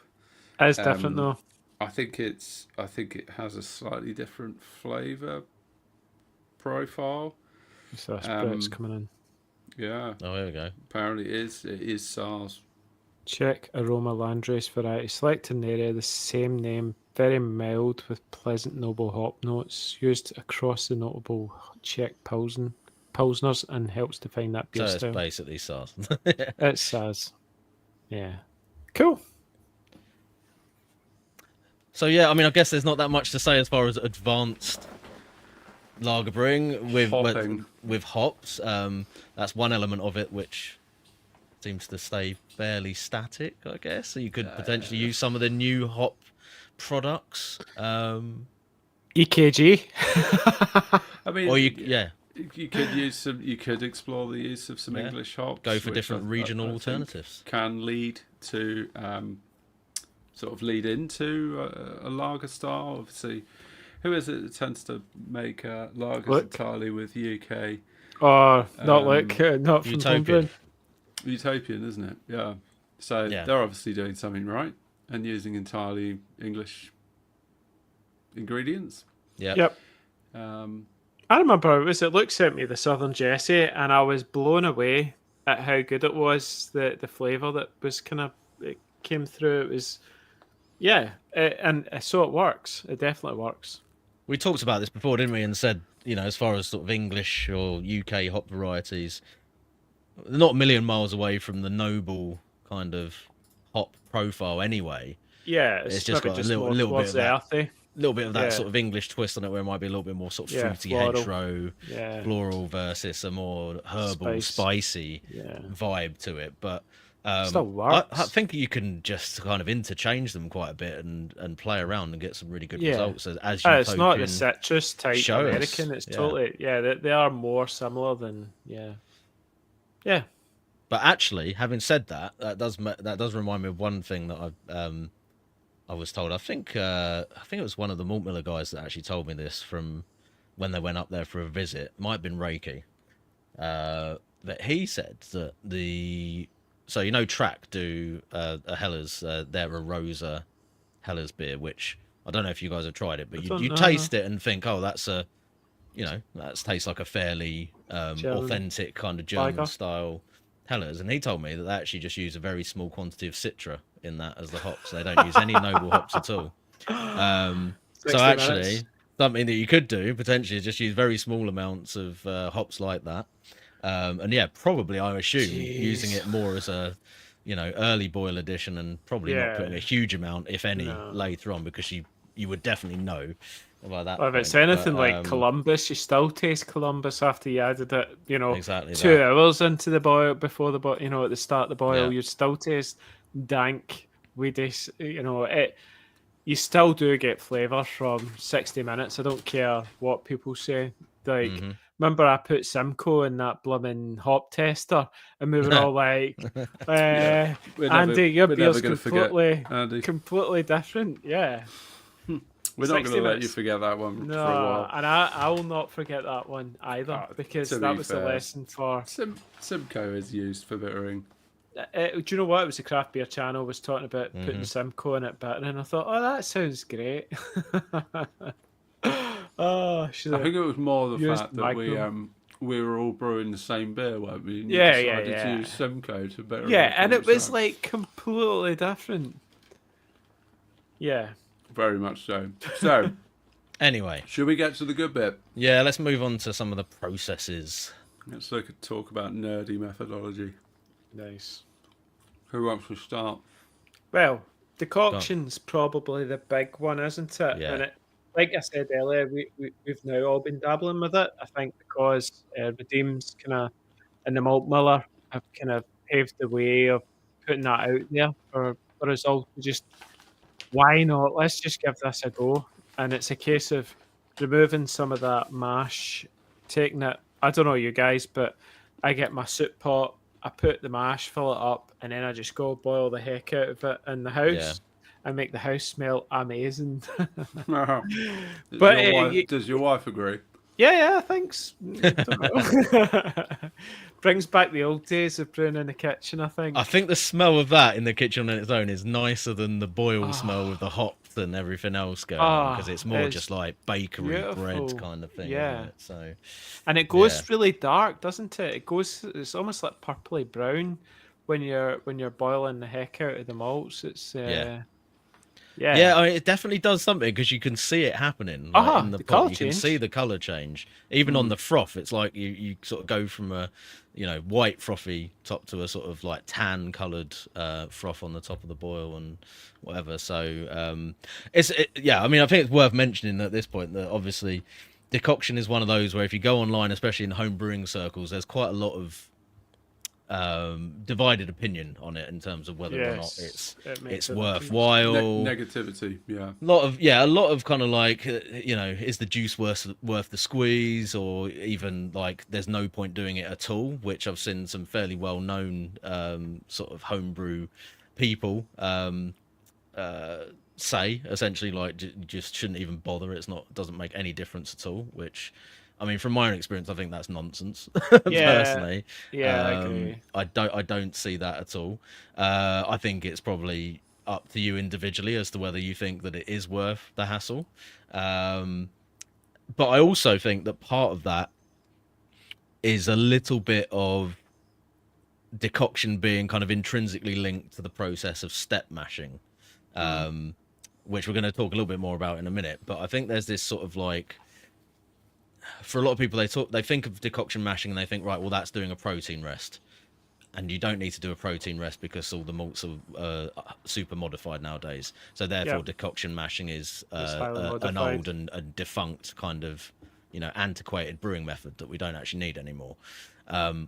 Which for me is kind of like you're sort of missing out on the fact that the decoction mashing is creating a different flavor profile in of itself, even if you forget about the the step mashing completely. So the example for me would be like you can do and I think this is actually a really good way to start off if anyone's thinking of giving it a try. Don't forget about doing like a step. I mean, I know technically this is a step mash because you're doing an infusion temperature up to a mash out temperature, but the easiest way I think to do it is to just do a single infusion mash as you would normally and use a decoction step to take your mash temperature up to mash out at the end. So you essentially wait till, let's say, 40 minutes or maybe half an hour so you've got time for it to come up to the boil and everything. Yeah. Wait until about halfway through your mash, take out probably about a third, which seems to work generally as a sort of typical proportion of your thick mash. Chuck it into your pot or whatever you're using to boil it up, throw it back in. You're probably going to get yourself up definitely above sort of 70-ish, probably pretty close to mash out temperature anyway. If you want to heat that up and actually get it fully up to mash out temperature, great. If not, don't worry about it. Just carry on and drain the mash tun as you normally would. And that's it. That's a decoction mash in its simplest And that's form quick. for me. That's probably not going to add Doesn't much necessarily time. add much time at all.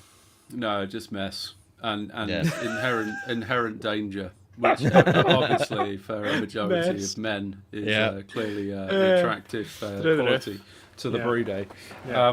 So please, if you're clumsy or cack-handed, but I probably avoid decoction mashing.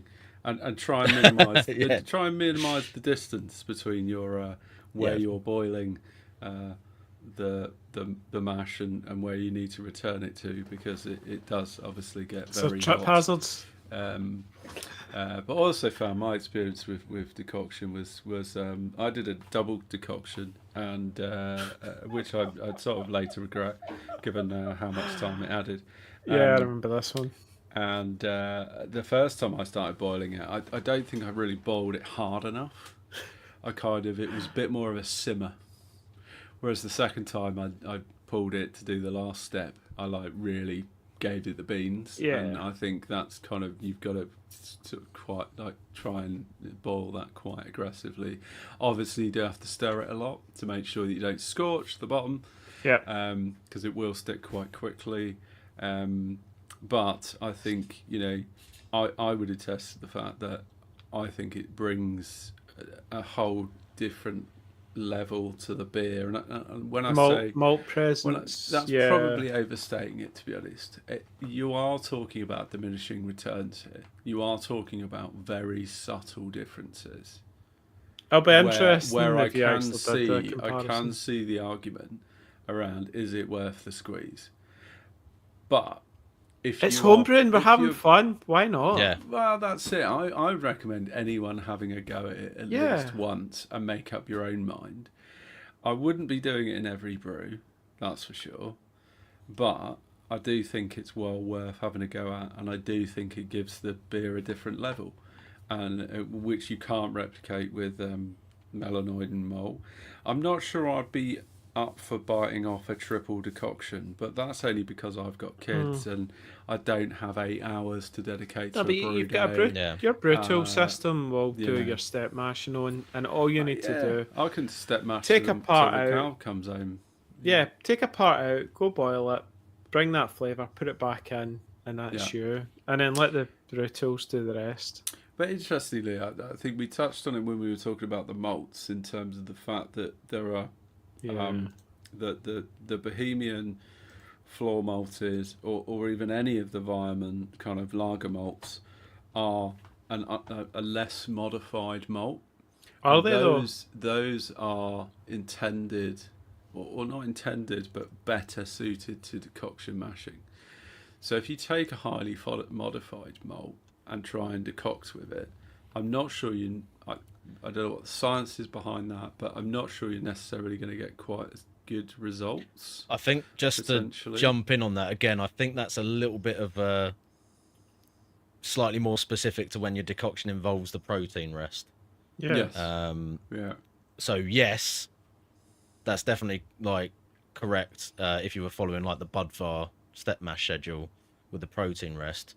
But I think as far as the generating melanoidins and all the rest of it through the actual boiling process, I'm not sure the modification of the malt is as important. Doesn't make quite as much difference. That said, it will, and again, I'm not an expert on this, but I think there's a distinction there in terms of whether you're doing the protein rest or not. And yes, more appropriate for certain malts than others, to the point where it can actually have a negative impact if you're doing it on highly modified malts, because it just can make the beer really thin. But the boiling process itself will change some of those aspects to a certain extent, but not as much as the protein rest specifically on its own. So it's yeah.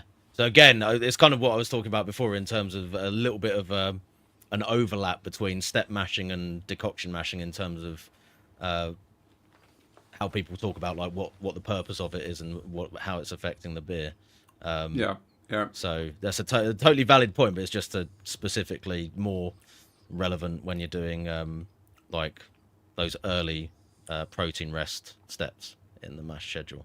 Yeah, good point. Does that Good make point. sense? I think, but yeah, based on my research around the protein rest as well, is you have to be a bit careful as to not leave that rest for too long, because I think it can result in then kind of very gummy kind of mashes. So if you are going to do a protein rest, like in a classic triple decoction, you would typically start at a protein rest temperature, which from the top of my head I can't quite remember. I think it might be like 40 degrees, something like that. Yeah. So you have to be a bit careful with that. Generally, when we are talking about single decoctions, which is the process that Tricky describes, which is typically like your infusion temp up to mash out temp, so let's say for instance 66 to 76, but then you've got double decoction, which typically you're going to be taking it from a low beta amylase mash temp up to a higher. So then you're doing a boil decoction, adding that back into the mash to step it up to an alpha amylase infusion temperature. So let's say you're going from like 62 to 68, and then you're doing the one that Tricky described that takes you up to mash out. And triple decoction is typically going to be your protein rest up to the ones I already described. And broadly speaking, like the more you decoct, the more pronounced the effect, which makes sense, right? So it's just going to intensify that maltiness, and it's going to intensify that perception of sweetness.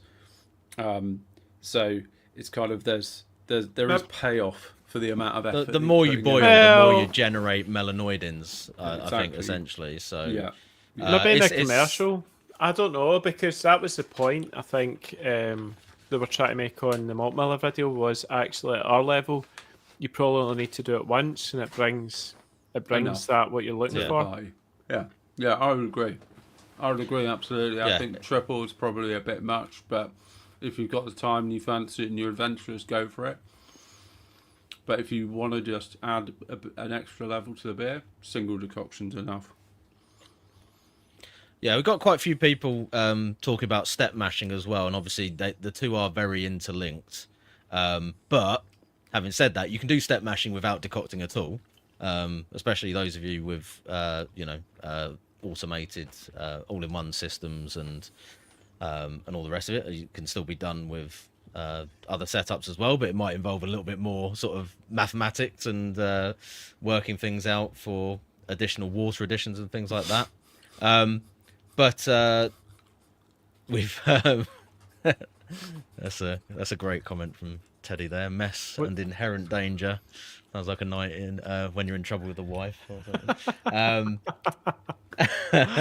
But anyway, so we've mentioned a few of the steps here, and some of these, I guess, the earlier temperature ones you could describe as almost like legacy steps where they're not necessarily necessary.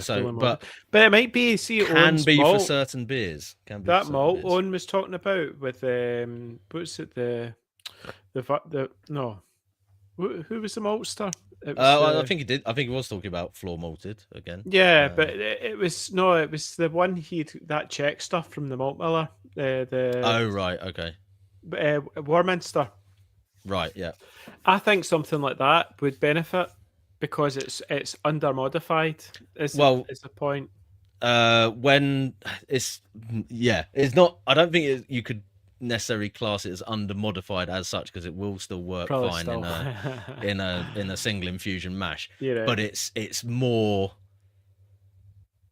less modified than some of the other ones. So I think when we did have Radim on the pod before, he was saying that your malts like that and floor malted pilsner to an extent are better to use that, like protein rest and the traditional schedule with than something like a UK lager malt, because it does have some proteins in there for it to work on, as opposed to just chewing up the minimal protein that's already there and leaving you with nothing at all, and that's where you end up with a thinner beer and actually reduced head retention and things like that.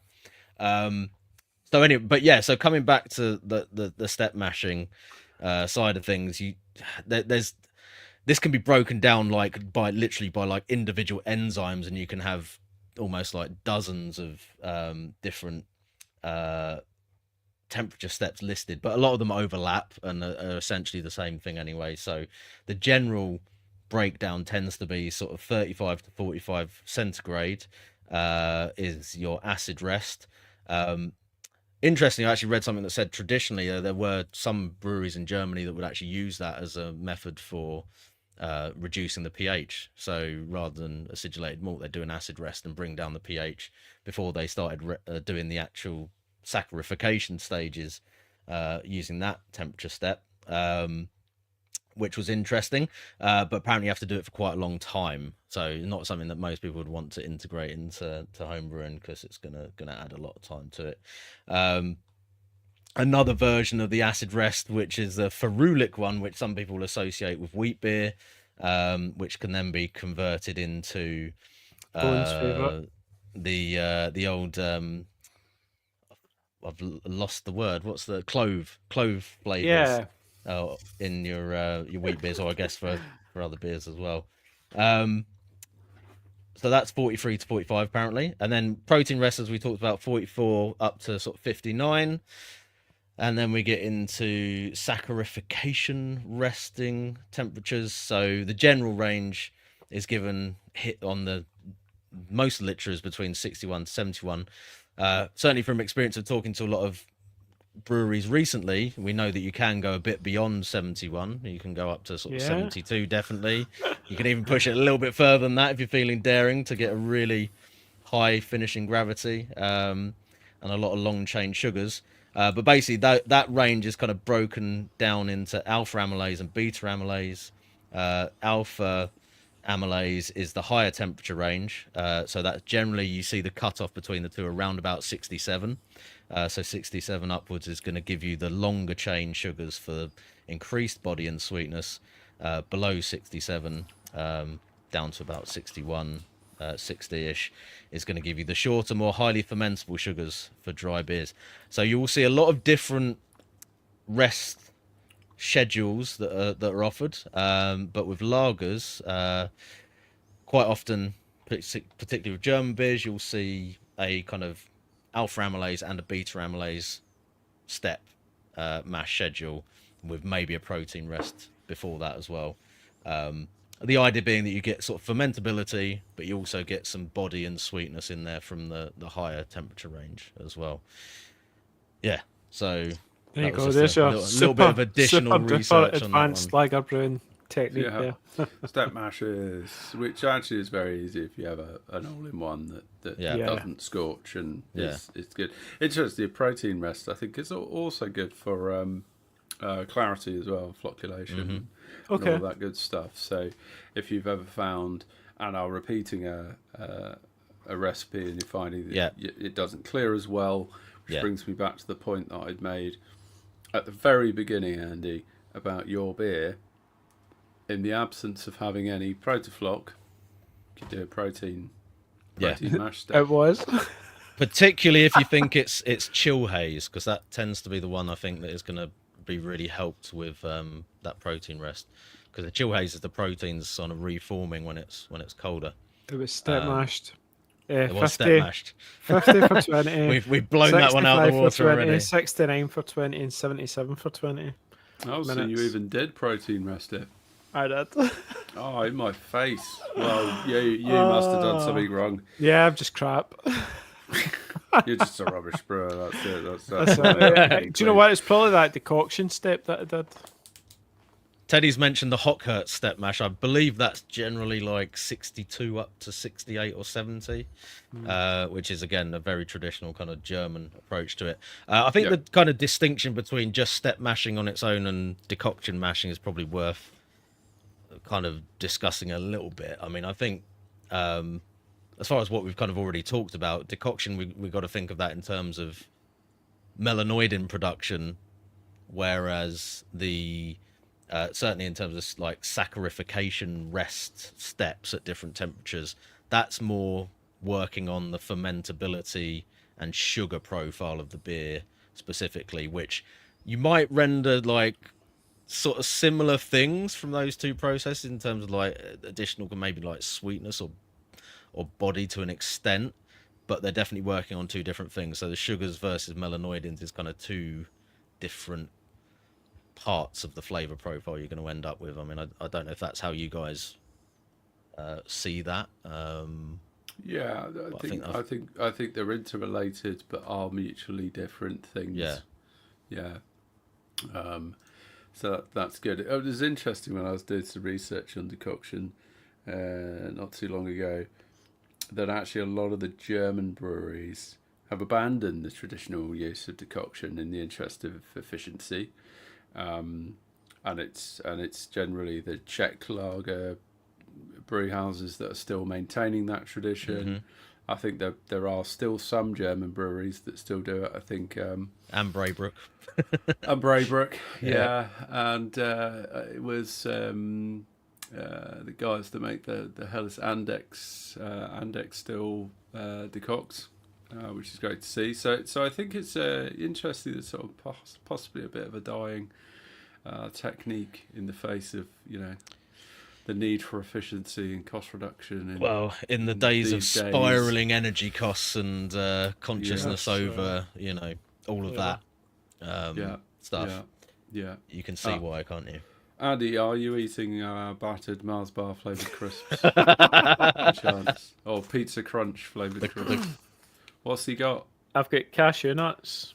Oh, interesting. Cashews. Interesting. I Yeah. thought for a minute you were holding up a bag of cat food there. It looked like the Whiskers kind of branding on the side. I'm the one eating Cashews. I'm eating the cat Oh, it's food. a beef Oh, he's got jerky. the beef. Oh, mate. I've got beef I haven't jerky. got any snacks. I'm feeling Oh, bad now. what? Let's go and get some I've food. also got habanero peanuts Oh, you spicy bastard. from Asda, but other I've got some salted other ones as well. supermarkets are available. Tricky amateur. Absolute amateur hour, Tricky. You should know I know. this. Well, I'm out of Oh. beer as well, so I'm gonna have to go and grab something in a minute. I've just topped wow. up and grabbed the colour pills from Lost and Grounded, which is actually very similar to the Helles, just a little bit more bitter. To be fair, Is it Well, still hazy? I'll go and get a it's beer, and actually- you guys can maybe launch us into the next section. it's Yeah. it's less hazy than the Helles. Less Would hazy. you believe? Which is a is bit wild. unreal because, the Keller should be the hazy one, and then the Hell should be like pin bright, shouldn't it? Yeah, it was a bit odd, bit strange that. You probably find you just got the last can out of the. Yeah, it might be. Who knows? It still tasted great. Yeah. So, Andy, let's Yeast. talk about yeast. Let's talk about yeast. Oh, So, what Yeah. are our different options? We obviously touched on it when we were chatting through about our partner sponsor, the Malt Miller, Yep. offering lots of different options. So there's obviously wet or dry. yep. Let's talk about dry for a minute because there's probably slightly fewer, although still lots of options there. Yep. The classic being 3470, the Vine Stefano Yeah. strain, which is a pretty classic go-to. Or what's the WHC version? It's the Einstein. Einstein, which is so it's that super clean. It actually that yeast you can push. I think we all talk about pressure fermenting that. We talk about fermenting it warm. So as a new home brewer, or even the experienced, that is just a great all-round yeast. That one, where you can, it's probably a good house yeast to have. Although you'll probably find that Einstein or 3470 will probably dry a little bit more. So if you're looking for a bit more malt flavour, that's probably not the one. You probably want more of a fest type, or I think me and Chris in the past have waxed lyrical about the hop and pills because it leaves a bit of residual sugar. It doesn't eat it all, so it brings a bit more kind of maltiness. But if you can't still buy that yeast, you can still buy the wet yeast as well. So, but your dry yeast, there is a good selection out there now.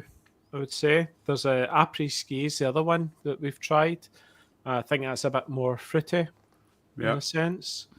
Try to think what other ones is on. What are the ones that we tried? Good question. There might be some new ones coming out from WHC in the future. I believe it's top secret, but I think there is one coming out, isn't there? I'm not sure what that's called. I can't remember.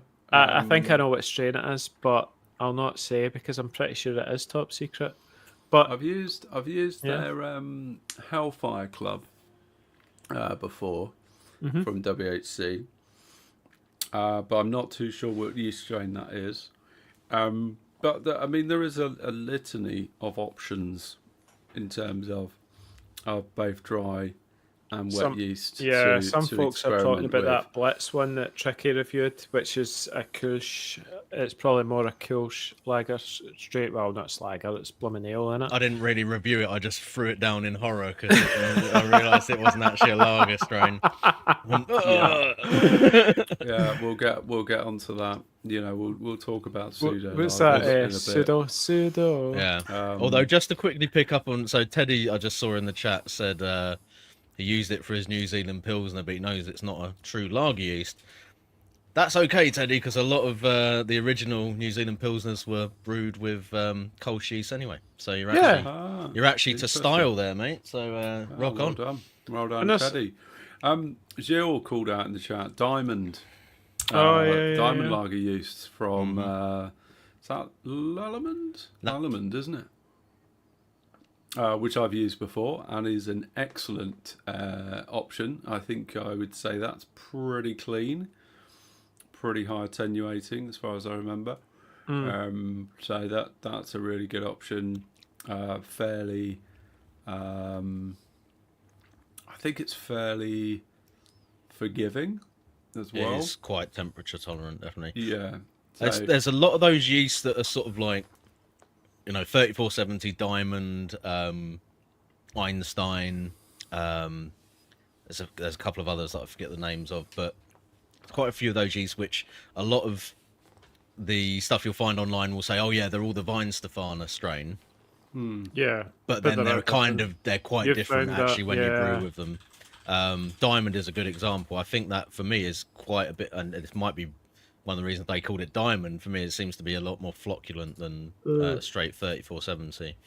And I'm pretty sure minor differences, and I mean it might be the same yeast strain. It's just the way that they, as it mutates ever so exactly slightly in production. They all tend to come out slightly differently. Has anyone ever used S23 from Safale? I've never used it. You've got used it. It says it produces a I might slightly have, but I can't remember. fruity estery flavour profile, minimum diacetyl. We're probably going to talk about diacetyl in a minute when we talk about fermentation. Y yeast 2124. No. That is wait. the. Is that dry? No, that's a wet yeast. Oh, right. Most Y yeasts are a wet yeast. That's actually the Carlsberg strain, I think. Oh wow! Not sure why anyone would want to use that.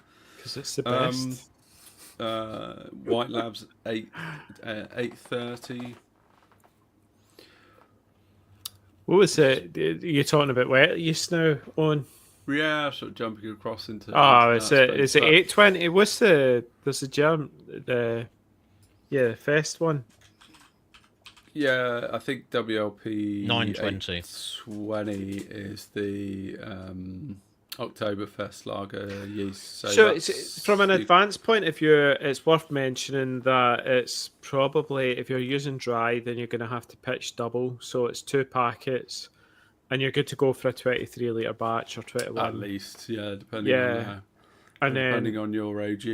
And then if you're just touching wet, right? Here's my lesson I learned was, do not pitch direct, right, Brett? Do not believe that it's a pure pitch or whatever the nonsense is on the wets. It's just get that spun up in a flask and make sure that you've got, I suppose for a 23 litre batch, you want a 2 litre starter.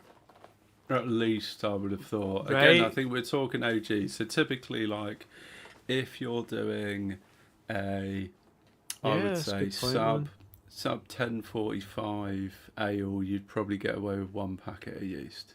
If you're over 1045, I'd be saying you probably want to pitch 2 packs. If you're doing a lager, you have to double it.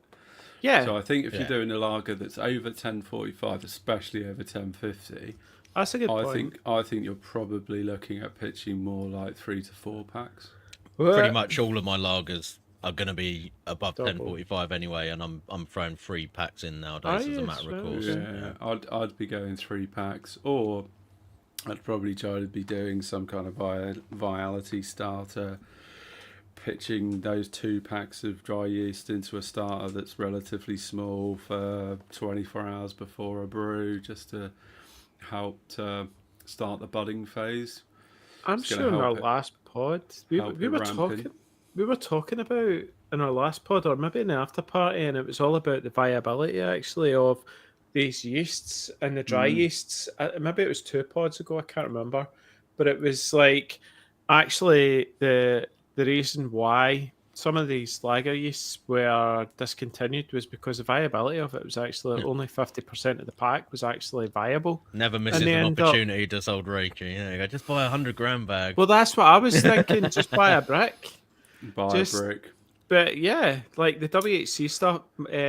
Malt Miller's got all the WHC stuff. So if you want an Einstein, just go and buy the brick. And then if you're, for myself, definitely Yeah. it's a winner because I Yeah. was buying 4. I'm sure I was pitching 4 packs of that Hop and Pills into the when I was doing double batches, and 100 gram baggie would just be the A lot easier. ideal. Yeah, of course. I would say, like, yeah, definitely for those that are brewing lagers more often, you found a strain that you really like Hopping Pills, which they don't produce anymore, sadly.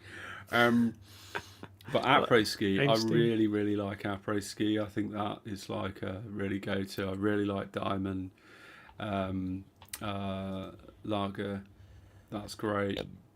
So I'd be tempted to buy a brick of that, but you are talking about, are you going to use it in an appropriate time period where you're not just going to end up throwing away half of it because you only make a lager once every 6 months, right? But then I find so the dry yeast won't start to tail off till after a year. So if you're doing a lager every 2 years and you can use that 100 gram baggie, or Martin mentioned to do 5-pack bundles as well, then that's a winner for me. Personally, that's what I'll be doing. 100 gram packet sounds a lot more sensible when you're thinking I'm probably pitching 30 to 40 grams of yeast per batch anyway. Yeah, because I did the brick thing with the WHC bricks, and you wouldn't work your way through it. I mean, there's still loads in there, and it will all be life expired now. And with a lot of the experiments we've been doing recently, we've been getting scent yeast. So it's been really nice actually just to be using the little bags and maybe use a couple of them or something like that. So but in my brewing now it's maybe slowed down since COVID, I would say. So I think the 100 gram bags probably more suits what I would be looking for anyway when I'm doing the big tank ferment anyway. Yeah, I think if you are producing more than your just 23-litre batch, it probably does make a lot of sense.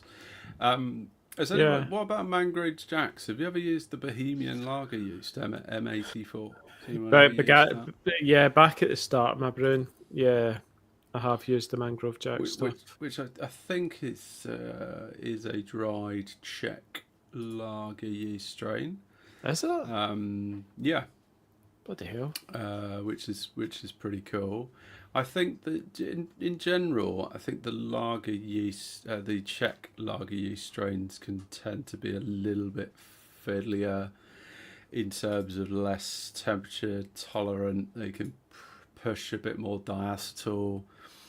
There are certain yeast strains that will push more sulfur. Certainly some of the German yeast strains. So I think when you're beginning to think about exploring outside of the box of go-to yeasts that we've suggested, which might be 3470 or après ski or whatever, or diamond lager yeast, it's worth just doing some research about what that yeast strain's like, what are the characteristics. So you're going to have to treat it really carefully. You're going to have to make sure that temperature control is on point. And otherwise you can end up with some challenges. Slow fermentation. Remember so I was talking about this, we were talking in the planning for this, and my experience was, I think it was Hopping Pills, I'd put it at 10 degrees because Utopian's got a really cool, they did a thing at BrewCon a couple of years back, and they gave the fermentation profile, and I did it at 10 degrees or 9 degrees or whatever it was for the Hopping Pills, and it just didn't take off. And it wasn't until later on, you look and you go, well, nothing's happened. And then so I then bump it up to 12 because when you research into it, it's more happy at 12. And then once you put it at 12, it was just like, boom, it's away. So, yeah, check the pack and see where that yeast is happy because you might be trying to follow some sort of brewery's yeast fermentation profile, but yeah, that might not work for that yeast strain. Yeah, no, yeah, that's absolutely bang on. I think I've had exactly the same experience of using hopping pills and trying to ferment it at 9 degrees, and it just didn't do anything. Whereas a Czech strain will be like happy at that temp. But yeah. So it's worth doing your research, isn't it, in terms of firm temps, attenuation, how to treat it in the best way, and all of that. Did you want to lead us out and talking about pseudo lagers? Not really. No, we'll just glaze over that. So, with one final statement that a lager made with an ale I can yeast start off with it's not a lager. It's not a lager. But obviously you can get away with making a replica lager. I would say a pseudo lager with likes of what's the yeast strain I'm trying to think of? The English yeast strain. Nottingham. And fermenting it cold. You can also use certain clean Kvike strains, which, Lutra, for instance. You can do that, but be under no impression that it is a lager, because it's not. Just as long as we've got that clear. Yeah. Let's move on, because we're talking yeast. So why not? We started talking on fermentation, so let's talk a bit about fermentation control. And this is going to be an interesting and divisive conversation. Brewlosophy. Let's talk about brewlosophy for a minute. Because that was one of the questions we got, wasn't it? And it was like, funnily enough, it was inconclusive. There was no difference. That's just like every brewlosophy. I mean, I love brewlosophy, and I do listen to the pod. But yeah, a lot of brewlosophy episodes will come up and say, our tasters can reliably taste the difference between sample A and sample B or whatever. It's just. So just do what you want. Just brew however you want. It doesn't matter. It doesn't matter to us what you do. Yeah, brilliant. I think it's great to try and debunk myths that exist in brewing. And it was interesting when we were doing some planning for this on Wednesday, and we went and had a look at all the brewlosophy experiments that have been done. There has been a lot of experiments of fermenting a lager yeast strain at 10 degrees and at 21 degrees. And most, if not all of them, came back with an inconclusive determination saying basically people couldn't taste the difference, which is really interesting. So there is a part of me that says, well, you know what? There might be some truth to that. Clearly there's some empirical data from multiple experiments that there can't be a difference. But then there's another part of me that goes, well, hold on a second. There's an awful lot of breweries around the world that are effectively still making amazing lagers, and they are fermenting them at 10 to 12 degrees and following very religious fermentation profiles. So you're like, well, hold on, they've been doing it a few hundred years. They must know what they're talking about. They haven't abandoned it. But there is an interesting, additional thought that I didn't consider in the fact that you have to account for scale. And then we're getting into the concept of hydrostatic pressure and pressure fermentation, perhaps. But I don't know if that's reverse logic, and I might be just talking out my arse because it was an idea that came to me about 5 seconds ago. So commercial. I think in a commercial scale, it's different to a homebrew scale, because you've got the big tanks, you've got a lot of hydrostatic pressure. Even it might not be under pressure or capped, as they call it for carbonation, but like the homebrew scale is different to commercial scale, right? We will not have that. So us putting it a little bit under pressure actually probably mimics better what you'll see on a commercial scale. So they might not talk about, because what I've seen from a commercial scale is that they'll enter a bucket, blow off, and then once they've reached terminal, they'll drop the yeast. Then they'll cap it so that they can actually naturally carbonate the beer in tank. So yeah, and what we're now starting to see is from a homebrew level is that if you pressure ferment, you get a much cleaner profile. So, but that could have been what was getting seen in a commercial scale anyway. Well, again, that's another thing that Brewlosophy have sort of done the experiment and said, oh, pressure fermentation doesn't make any difference either, apparently. Well, yeah, when they're doing experiments and they're fermenting lager yeast strains at 22 degrees. Yeah. Well, saying it makes no difference. Well, I've heard a few stories where someone's fermenting controller goes tits up, and then all of a sudden they're tasting all sorts of crazy off flavors in the lager. Well, this is what we were talking about the other night, wasn't it? Yeah, it's like how many, anecdotally speaking, how many people have you heard of who've like had their lager accidentally ferment at 20 degrees or even higher, and then they've had a good result come out. They've gone, I'm going to ferment all my lagers at 22 degrees now. No one. No, nobody. No, they're like, why does my lager taste like freaking nail polish remover? And exactly. And it comes back to the point on the commercial scale. Like, if they figured out that they could just do it that way and save time, money, and effort, then they'd all be doing it, right? It's not like they're just going to stick to it purely for the sake of tradition. I mean, my take on the Brewlosophy thing is there's some stuff that I think is legitimate. Experiments that they've done where they've sort of talked about how well strains, particularly stuff like 3470 and the related strains to that, will do at different temperatures. It's a very temperature tolerant yeast, and I think it's within the realms of possibility that you can brew a beer probably at 20 degrees with that and it not be much different to a beer that's brewed at a much lower temperature, because it's very temperature tolerant. I've brewed like warm fermented lagers myself with that strain and done videos on it and had pretty good results, to be honest. It works fairly well. Would there be a measurable difference scientifically? I think there probably would. But you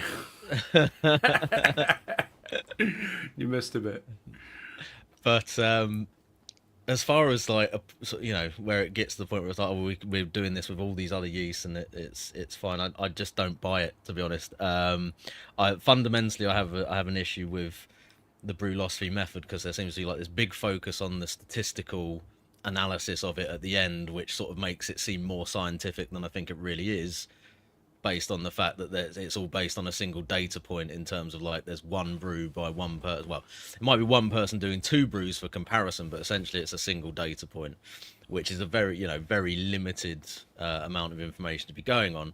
And we know from our own experience, like the difference between one person brewing a beer and another can be so radically different that really sort of basing an assumption on a whole brewing process or method on one individual's experience, regardless of how many people are tasting it and whether it's a blind triangle test, I think that's a little bit of a smokescreen, to be honest, for the fact that like really you want to be having a proper data set there with lots of people involved and doing it multiple times before it becomes anywhere remotely close to valid information for me.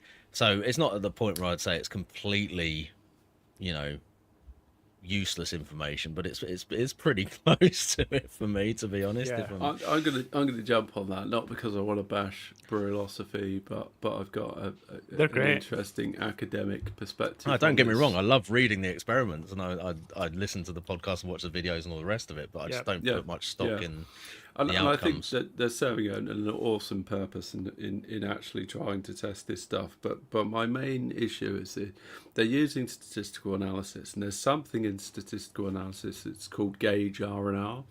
So it's reproducibility and repeatability. And the issue is the fact that they apply a very robust triangular test with confidence intervals or confidence ratings, which is set at 95%. That's the whole kind of p equals 0.05. Yeah. And but the problem is they don't ever apply any rigid repeatability or reproducibility in the group of people that they ask to conduct the test. So, But they are the test people tend to be homebrewers. They tend to be people who are actually pretty clued up. They did an episode on this where people would give these sort of points back to them, and they did have answers. Like they were like, no, these people are pretty clued up on beer making, and it wasn't just 15 people off the street, that are white lightning drinkers or whatever. I'm not doubting that. Andy. I don't think it's 15 random people.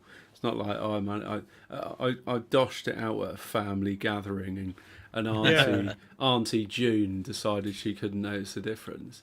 But equally, there is a big difference between a refined palate in a home brewer versus a refined palate in, say, a pro brewer or a BJCP judge. Right? So there is still variation in that. And I do think when you're trying to apply a very rigid statistical analysis approach that says, well, the confidence difference was 4%, therefore we're concluding that you can ferment a lager at 22 degrees. I think a bit of an overstep, in my opinion. Whereas I think you would be a lot better off going. We got together 10 pro brewers or BJCP judges, and that seems like a fairer.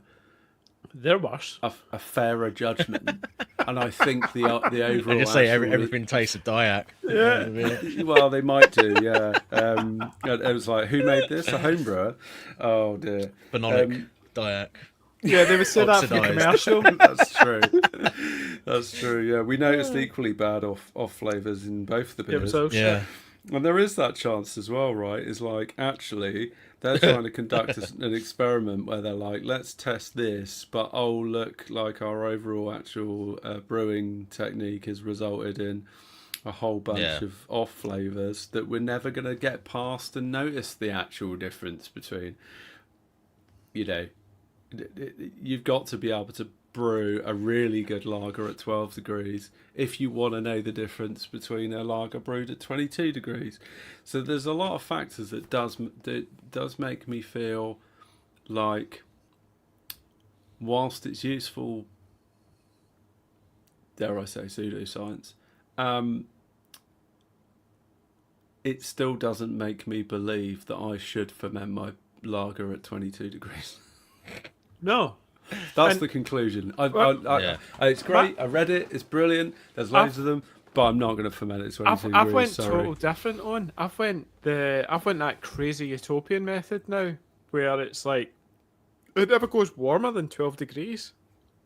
Like you ferment it at 12, and like you would raise it up for the acetyl rest or whatever. Like that, the utopian, it blew our minds at BrewCon when we heard that. Was it 2 years ago?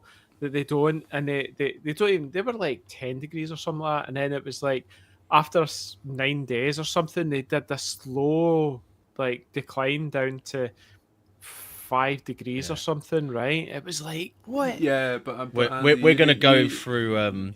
Sorry, go on, Owen. You need to appreciate that is based on them using a specific yeast strain. Yeah, probably that they are very, very used to. If you try and do that approach for 3470, forget it. You're going to end up with a diacetyl bomb. Well, are you? I think you are. And actually, well, 3470 is a lot happier, just warmer generally. Anyway, you want to be Yeah. mid-teens, Well, really. sorry. So- So my experience is probably hopping pills and what was the latest one we did? What was it? Was the Charles stuff? The Charles Farnham stuff done it? I'm sure that we did a lager. Yeah, we did. But I think I might have raised that to 14 for the dry hop. And I think Diaster was like, having experienced that recently, is I think I'm not it's great a, with that. it's a I don't it's know. it's a time thing, Yeah, but the temperature thing helps to speed that time thing up. So Yeah. therefore they go, actually bump it to a higher Yeah. temperature because it would tend to speed up that whole cleanup process. remember we did and I the don't Citra? I don't think it's a replacement for just tasting the beer and figuring out whether the diacetyl is gone or not gone. Yeah, Because even if you use the same strain every time, sometimes that diet might be there. You can't be as rigid to like, my fermentation is at this temperature for this many days, yeah, and then I take it to the next temperature for this many days. It's like we're talking about a live product that can at times behave in different ways, even though it's the same yeast strain. So you just have to kind of compensate for that approach. And I think train yourself to know what diacetyl tastes like, yeah. and taste your beer as you go along. We did that Citra lager, didn't we? At one point, I think was that. I can't remember. It was our equipment differences or something. We did that test, but I remember rushing that one through, and then So it did was- I, and we both Yeah, had a and bit we of both had well, more so me, Diac. I think, but we both had Diac on it. yeah, big time. Just to pull it back for a second, so we this kind of section we were talking about is kind of looking at fermentation schedules, and obviously Andy started off there with the sort of low and slow version of it, but do you want to just like specifically break that down a little bit more, Andy, in terms of like, I know he's stuffing his face with peanuts at the minute, but just give us that sort of schedule from start to finish as far as what it does, because we want to go through a few of the different options Yeah, here because and it was, give our viewpoints, because Andy's had a lot of That is an experience with advanced- this one and he likes it a lot, and it's definitely an advanced one because it's time consuming, we can say that, can't we? Yeah. So it's a good point because it was something that actually changed my whole brewing. Basically, yeah, we seen it at BrewCon, and Utopian put up this presentation, and it was like day 0, chill wort to 7 degrees C and aerate, pitch the yeast. Day 1, free rise to 9 C. Then it was day 5 to 6 at 4 degrees plateau, which is 10-16. Chill to 1 C a day until it gets to 5 C. This is a check. I reckon this is a check yeast, right? And then they were then spun for natural carbonation at 3 degrees plateau. Day 8 to 9, crop the yeast and then transfer to secondary. So this is now transferring to what I would call a bright tank, I suppose. Then it's diacetyl rest at 5C for 1 week. Like, what? Diacetyl at 5C? That's just giving it time. Yeah. And then day 18, chill to 0C for lagering, which was a grain to glass to 4 to 6 weeks. And that's where you need to make sure it's a yeast that's going to at least be partially active at sort of 5 degrees. Otherwise, it's not going to be doing any of that kind of. Well, what I found was cleaning up. hopping. I've been using hopping pills, Yeah. and I actually found instead of that 9C, it was 12C. And then what I did was I then gently, that 1 degrees C per day, I took it down to 6. Yeah. And I was amazed, right? Because see, once that fermentation's so strong, you can actually do that. And the whole thing is a pressure fermenting tank can only go up to 15 psi. And then what that allows it to do is you're now getting into the temps of carbonation temps, but the yeast is still active. So you're then getting great carbonation into the beer under natural, which is then bringing that whole finer carbonation, great tight pillowy heads. So it's a total winner, I think, for me was I was Yeah. all of a sudden I'm brewing really, really nice, great lagers in the uni tank. So yeah. Yeah. So that was we sort of heard of that through Utopian, but then that's kind of like the Budvar approach as well, isn't it? Yeah. It's pretty much the same kind of schedule.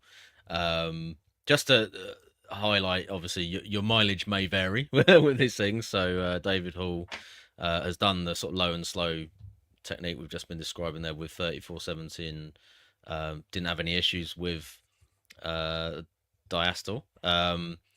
Just to clarify, I think we were using Einstein when Owen had those issues with that particular beer that we were brewing. That's right, isn't it? Which is, yeah, again, theoretically should be the same as 3470, but we're not, not 100% sure on that. And obviously, individual experiences can be different. But just to say, obviously, so we have got people in the chat who've done that successfully.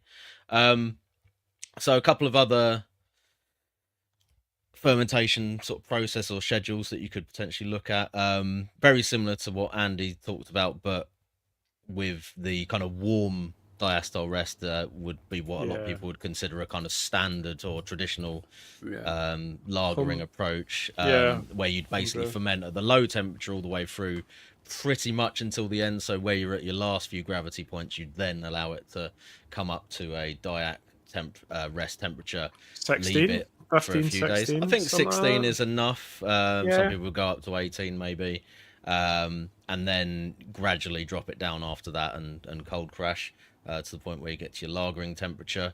So that's still quite traditional, but just a slightly different, slightly quicker approach to the diastyl rest. So fast lager method, which is fairly well documented, particularly in homebrewing circles, and this is I do a sort of slightly hybridized, kind of pressurized version of this myself quite often, but the kind of original version of it is to sort of pitch around about between 10 and 13 degrees, again probably a little bit dependent on the yeast strain there. When your fermentation is kind of 50% through, you will start ramping the temperature up. Obviously, in order to judge that accurately, you'd probably want to be taking, gravity readings or using some kind of floating hydrometer in order to do that accurately. Or a pill, like a tilt or a pill would be good for this. And then you're going to kind of ramp the temperature up, so you'd get it up to sort of 14, 15 degrees at halfway. 75% take up to 17, and then when it's 90% complete, take it up to 19 degrees and hold it until you're at terminal gravity, and then presumably drop it down if you want to actually lager it after that. My kind of version of that is I don't tend to actually measure the gravity. I'll generally just let it roll for a week or so at the low temperature, and then kind of like every couple of days ramp it up by a couple of degrees, and then by the time I'm at diastyl rest temperature, is pretty much done anyway if I follow that schedule with most yeasts, and that seems to work pretty well for me, with the addition of it being under pressure, which just seems to be an extra kind of like safety blanket for that. What's that pressure? Is it 2 psi, 10 psi, or I'll do it usually sort of 10 to 15 in most cases. And again, don't want to say this is like the definitive way to do anything, because some yeasts don't necessarily like pressure, and I haven't really found any lager yeast that I've had issues with because it's been under pressure. But if you get a yeast that's so an example that might cause you a bit of a problem, if you've got a yeast that's very sulfur, heavy sulfur production, and you put it under pressure, it's not going to be it's not going to be escaping out of the fermenter, which is something that's actually mentioned in one of the other methods that we'll talk about shortly. But that's something to consider. So highly sulfurous yeast might not be as good under pressure, not necessarily because they don't ferment well, but because you might be trapping in a lot of that kind of eggy, sulfury sort of aroma and flavor in there. What's your general sort of approach to fermentation schedule, Owen? Do you have a standard method, or do you... I mean, I tend to probably use more the standard approach. So I tend to just kind of start it out at somewhere between kind of 9 and 12, depending on the yeast strain. Just ferment it like fairly slowly, and then just start ramping it up 1 degree per day until I reach a kind of reasonable level for somewhere between 14, 16. Yep. I'd just leave it there. But equally, as I've also invested in some ALDC, which we haven't touched on, but essentially is I think it's an enzyme that you can use in the beer. Super easy, you just add it. You can buy it at the malt miller in little shots, and you can just add it at the point where you pitch the yeast, and it pretty much is insurance against diacetyl. It shouldn't prevent you from attempting to do your diacetyl rest, because that obviously is going to help to contribute, but it stops the precursor to the creation of diacetyl. Having made a beer with diacetyl in a very big way, it's not very much fun. No, it's not. So that's useful. Just based on a comment in the chat there, we'll just do a very quick detour because I'm getting quite conscious of the time now. It's going to be a long one, but we've talked about obviously diacetyl there, which is the buttery or butterscotch kind of flavour where you're going to have a almost like a mouth coating. Yeah, Werther's Original is a good one. Buttered popcorn. Buttered popcorn. Other ones that let's just stick to ones that are sort of nail very polish. Common for lagers. I think nail polish or hot alcohol. Hot fermentation, acetone sort of thing. Yeah, that's freaking horrible. Tends to be related poor fermentation, to poor like fermentation, under pitching, and then putting too much heat into it, and it just high temperature fermentation. The DMS, which is the corn flavour. Is that cabbage? Like seaweed. To be honest, whenever I've whenever I've had what I think has been DMS, it's always tended to be more of a vegetal, cabbagey, like almost. Is that boil off though? Well, yeah, it's generally related to that not being boiled off enough. Yeah, like some of these brew systems get too big and they've only got a 2.3 kilowatt element, and it's huge, and you're not got a really good rolling boil. No, I think you went and put a lid on or something. Yeah, putting a lid on is supposed to be one of the big no-nos to do that. It's probably a brewlosophy experiment saying you can do that and it'll be fine. I bet you there is. I bet if you go and look, there'll be one. We did that homebrew competition, and we had cabbage galore. Yeah, down there. I remember that, and it was like wow. And it was Jimmy pointed out to us what DMS, and I was like, wow, yep. But yeah, I tend to experience it not so much as a corn flavour, but as a just a boiled vegetable, seaweed. Cabbagey, weird kind of like almost like that sort of like tomato stalk kind of weird sort of flavour. Not nice. It's not. Acetaldehyde is another one you might get, but that's just typically poor yeast health.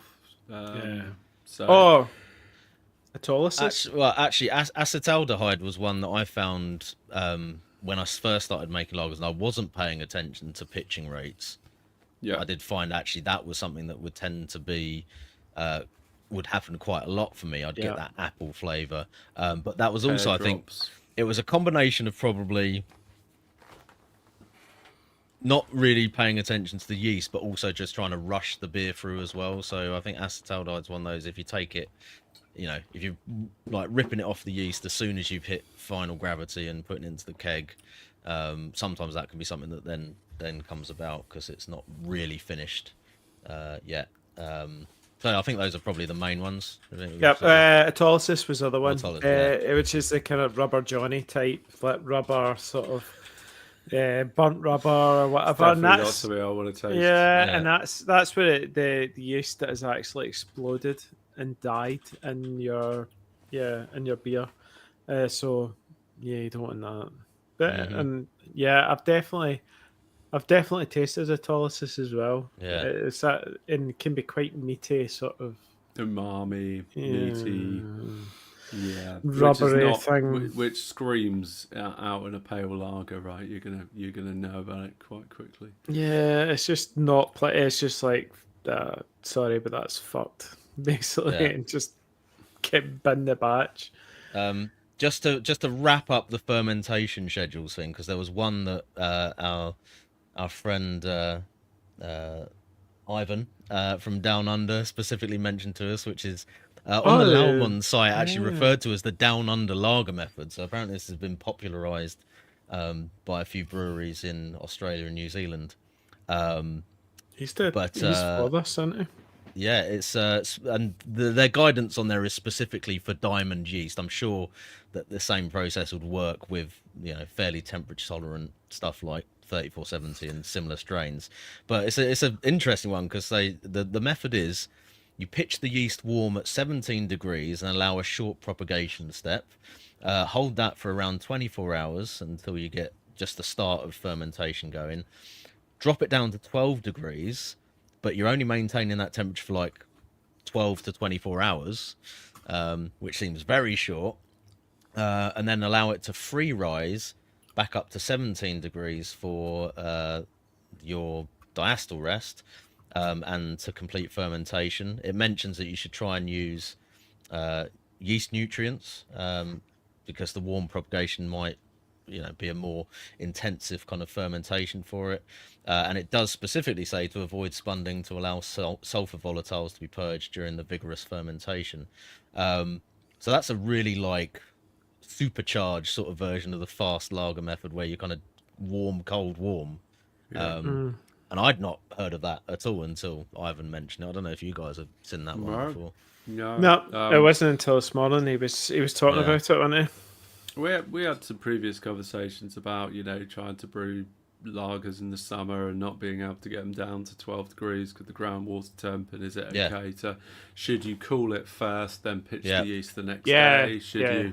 Can you pitch the yeast warm and then just start cooling it down? So it's a bit of an extension of that idea, I think, but interesting that they start ramping it so soon after, and what the logic is in terms of keeping it at 12 degrees for 12 to 24 hours. I'm guessing that's kind of the predominant budding period where perhaps like that's the point at which it might start to generate certain off flavors or precursors to off flavors. That's when apparently its ester production is highest at that point. Okay, that's interesting. But it's interesting that it's for such a short period that it seems to be relevant. So well, there's a final fermentation approach which is called the brewlosophy fermentation approach, which is just where you pitch it at 22 and keep it at 22. You basically set fire to the fermenter and just like leave it and go. Give it a go. Be fine. And on that note, let us know how you get on. I just love you, brewlosophy. So if you fancy coming on the pod brewlosophy at any point, do let us know. That was very cool. So interesting. Talk about let's talk a bit about lagering, and that's pretty much going to be our closing thought. And we're obviously at the very end. We're not going to talk about packaging. We're not going to talk about carbonation. We're not going to talk about anything like that. Part two. So we'll cover off lagering at the end, and then we'll draw a close because we're getting on to killing some dogs here. So, with how long people will be walking them listening to this podcast. So it's important to note that we are homebrewers, so our lagering methods will probably be different to what a commercial brewery would do. Where I think. For me personally, I don't want to be keeping it too long in fermenter, so I don't want to be like 12 weeks in the flipping unitank or whatever, because for me, it's not in a fermentation chamber. Plus, and I'm sure for you guys, it'll be, you don't want to be tying up your fermentation chamber either for too long. You want to be changing that out. So really, we're going to be doing our lagering in keg, which seems weird, but to be honest, we're homebrewers, so a keg is a kind of weird sort of where you can use it as a bright tank for lagering in a sense, can't you, for long term? And then if you were to take that lager, say like I do the what you call it, the burn supper, I'll take sometimes a lager. What I will not take is that keg. That is a bright tank in a sense because it's got that big layer of yeast at the bottom. What I'll do is I'll prepare a fresh keg and transfer it off that into what you would be deemed as the packaging. But because I suppose if we were just drinking it off the tap in the garage, then there's no harm in just leaving that in that keg, and that's how you serve it, if it, in the keg. So, and I guess that's what the vast majority of us will be doing, yeah. Just leaving it in the keg. Yeah, pretty much. FE to keg, lager in keg, drink from keg, bottle from keg. Bottle, Yeah. yeah. So a kind of discussion of like the difference in size of vessels for lagering is a bit of a moot point because most of us are all using the same, 19-liter vessels for lagering essentially. I guess it's just if you're bottling beer, you might see slightly different results. The general consensus seems to be the smaller the volume, the less efficient the lagering process is. We're at a small separating volume from the yeast as well, aren't you? So yeah. Compared to like we were talking about commercial, but like Budvar's got those big horizontal tanks, haven't they? But you probably find our 19-liter kegs is probably is way shorter than a horizontal tank as well. So it's the same amount of time, the height for the yeast to drop. So that's not an issue because we haven't put our blooming 19-liter keg on its side because it's not. Yeah, we're different game here, isn't it?